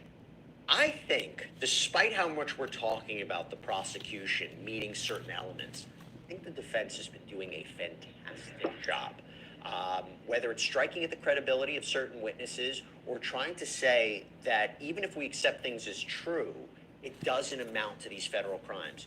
This might be a longer answer, but what stands out to you in the last 4 weeks of some of the... That's his former chief of staff. What have they done well that might raise reasonable doubt? Absolutely. So from the defense perspective, the defense case has been really focused on separating Combs as an individual versus Combs as part of this criminal enterprise. We even heard some of this yesterday when the CFO was on the stand and testifying about how intermingled Combs' businesses are with Combs himself. Now, keep in mind, we have to go back to the operative document, and this is the criminal indictment. And that criminal indictment says that Combs' businesses, so keep in mind, think about the multifaceted businesses that he's running during this time. He is one of the biggest stars in the world. He's running a record label. He's got an alcohol brand. He's got a clothing brand. All of these things. All of those businesses are basically fronts for him to conduct racketeering activity, meaning committing crimes with co-conspirators. And what the defense has really tried to do right from the beginning with respect to racketeering, but also with sex trafficking, is painting Combs and the individuals who are involved in the case, namely Cassie Ventura. We're going to be hearing from Jane, who's victim number 2, that's charged conduct relating to sex trafficking, that these were personal relationships. These were bad, horrific, toxic, horrible, domestic violence ridden personal relationships that were just that. They do not go beyond that scope of personal relationships, and to do so, they utilized electronic footprint. And I would say that this was particularly impactful, not only with Cassie, where you have many messages which tend to show that she was a willing participant in the freak-offs. And remember, when we get to that verdict sheet, you're going to be seeing a component of intent on Diddy's part. So what was his intent? Did he know that It says that she refers to him as her former boss. That it even goes a step further. So they're looking to establish that they were willing participants by using electronic footprint. And I would say this also happened with Mia. Mia's testimony was super compelling. But let's go back to the documents. Go back to the documents and say, what was the contemporaneous mindset? Let's look at the text messages. Let's look at the Facebook, I'm aging myself, but look at social media posts. Right. And I think with Mia, where the defense really got some headway, because you get it, you post nice things about your boss who is abusive to you while you work for him, and maybe that's because you have to do it, but you don't have to do it after you leave work. And so a lot of this goes back to contemporaneous mindset. Remember that, and the defense is going to focus on that. I will say, this is not a clean prosecution. This is not a clean case. I will go on record right now saying, I think this deliberation is going to take some time. Yeah, they say the trial, it's going to, last another 4 weeks. I think that when it hits deliberations, you might be looking at several days to weigh the credibility of these witnesses and whether or not, if they find that the credit, and let me throw this to you, William. Do you think if the jury says, I don't know, Cassie's testimony, I don't necessarily believe it, could that affect the credibility of other witnesses or other alleged victims who've testified? Well, sure, of course, because again, she's one of the linchpins in the case here. So if they have problems with her testimony, then you sort of question everybody across the board. I mean, like Misty said, the digital footprints in this case are enormous. And that's where, as you said so correctly, the defense has done a fantastic job just sort of showing text after text after text. So, yeah, I think her credibility is absolutely going to get called into question. I agree with you. I think the deliberation is going to be very long. I anticipate the jury's going to have tons of questions and ask the judge to re-instruct them. The RICO instruction alone is a complicated instruction in federal court, and I think that it's going to take quite some time to instruct the jury. I think that the problem with jury instructions, they're literally read to the jurors. After a period of time, they just begin to tune out. So without a doubt, they're going to have questions, need to have part of it read to them again. I do think deliberation is going to take some time. I'm guessing if it's only 4 days, I'd be surprised. I'm guessing we're probably looking at a week or longer. Yeah, you could be right. Okay, we have super chat questions coming in. Thank you so much. Nay, thank you so much. I'll go to you, Safa. Will Gene Deal testify, who we know has been quite vocal in the past year and a half, the former security guard of Sean Combs? Will Gene Deal testify? Also, could any of the state's alleged crimes happen in now? Can they bring forth charges, especially if Diddy gets a pardon? I guess the question is, can they bring state charges if he's ultimately acquitted or pardoned at the federal level? So 2 questions there from Nene. Safa, is Gene Deal going to testify, and could they ever bring state charges? I expect that he will testify. Of course, we don't know that as of yet because the prosecution's witness list is under seal. But I would expect that he will testify, and it'd be crazy for the prosecution not to put him on. Hey, howdy ho, neighbor! Oh, wow. They better hope Gene don't testify. The things that he observed and testify to patterns of behavior, patterns of abuse, violence, and all of those sorts of things. Not only that, but with respect to the second question, so the federal government and state governments, they're 2 separate jurisdictions. And he can essentially, in theory, depending on the state, be laterally prosecuted. Right now, he's only being prosecuted federally. If he is acquitted and there's a state that decides that they want to indict him, and if they have a RICO statute, then they can have. To me, Cassie is the Got another bread. super chat question. I'll throw this to you, William. This is from Jay Atwood. Jay, thank you so much. Why is there no escort in the hotel beating video? He in the room. I don't know the answer to that. He's in the room. He was in the room, never got out? He was in the room. I suppose he that's probably the is the one who told Diddy. I mean, again, I think, look, we all know how compelling this video evidence is. We all know what happened in that hotel room. It was the first any of us learned about what was going on. And I think the video is damaging. There's no way around it. I think that Diddy's apology a couple days later is particularly damning. Whether or not there are other folks in the room You know, one of the questions that we often have here is why did no one come to the aid of any of these women who are being beaten up? Those are all good questions. I think we had one witness testify that he jumped on the back of Diddy in order to stop the beating. Deontay Nash and Mia both said that. Yep. And you know, and that was testimony from a few days ago. But you know, I think people were scared of this guy. And I think that's why we didn't see anyone running out in the hallway when there was this beating going on. And again, there's no sound to the video. It had to have been horrific. And I think those folks were staying in that room, and I think they were staying in that room on purpose. Well, if it is Jules, if the jury accepts that Jules was in that room, I feel like he's got to testify, right? I mean, you know, it's one thing to have the Punisher testify, who I actually thought might have hurt the prosecution's case, because he ultimately said that he didn't, from what he saw, everything looked consensual. It looked like, you know, Cassie, she didn't exhibit any signs of being okay, yeah, I'm finna get ready to go. I think, okay. So let me respond to a couple of things. I don't think that Mia is the main. I think she is the beginning of the meal. I think she's the first course. She's not the main, because there is, if we going toward racketeering and we want to remove her beatings, only part about their relationship that's relevant really is the tape. All that other part that she at one point said that yes, she was cool with, and she was with the freak outs. She is a co-conspirator. So she can't be the main course. She is she's a KK without the, you know, the relationship part. So she is a co-conspirator who turned into a cooperating witness. If they're really pushing Rico, she is relevant because she was a worker who was instructed, okay, coerced into requesting these male hookers, which is a part of the racketeering. So I don't think she really is the main course. Now, she may appear, that's why I say, to me, she's the bread. But there's a whole buildup of a sandwich that the Fed tends to eat.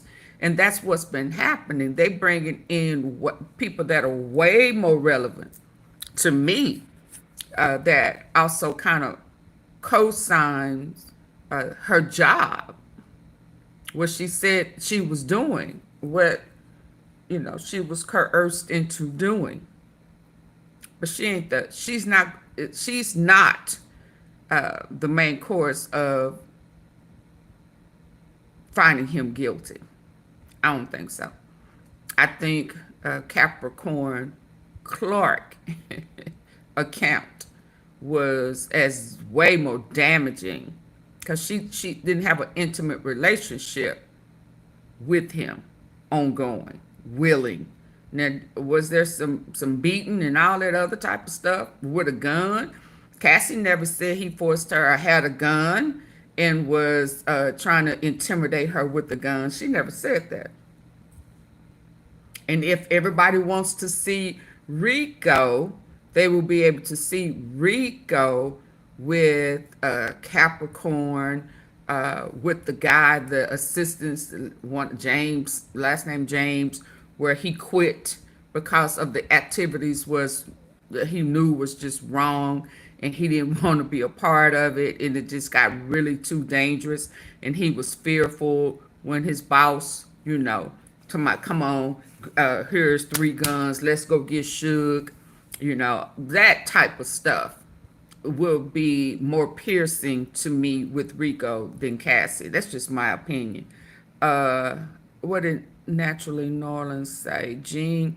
Now as far as Gene, he probably won't be. I will be surprised. But if I think if they need him with some evidence, pictures, text messages that he has not discussed, that he has not been verbal about, I think they could bring him in as a surprise witness, and he's there just in case we need you. That is a possibility, but it would have to be something that he has not discussed. It's just like with Roger Bonds. He's been talking. They asked him, has he been subpoenaed? He said, no, not yet. Yet means that they could, if we need you, you may be subpoenaed. So that's always that possibility, because the feds, Beauty Queen, don't have to have a you know, a window. You know, they would have already contacted you by now. You be on standby. And Gene don't know if he on the list or not, if he on standby. And if he was on the list, and he would have already been instructed not to mention that. So I would not expect for him to say, yeah, I'm on the list. I would not expect that. But because this is the feds, if they decide they want to, if the time frame, if he works for them within that time frame that they are going back, then yeah, he could always be on standby to be a witness. They better get off. They better off getting Keefe D. Keefe D was Keefe D. Was he? Is he New York? No, Keefe D. They talking about what was he California? Yeah, but Keefe D is only relevant for the most part of Tupac. His daily operation was Keefe D at them freak offs. Did Keefe D, was he a part was he hired for more than one hit? They would only need Keefe D when they looking for bodies. That's just my opinion. Keefe D, has he used you to knock off people before? See, they're not even talking about Tupac. And if they start talking about Pac and Diddy, I mean Pac and Biggie, well, hell, you know, I don't know why people was into Biggie listening to his music. Hell, he had his own confession in the music, didn't he? Yeah, I'm coming up on 3 hours. I'm finna get ready to go. I'll be back later. Bye-bye.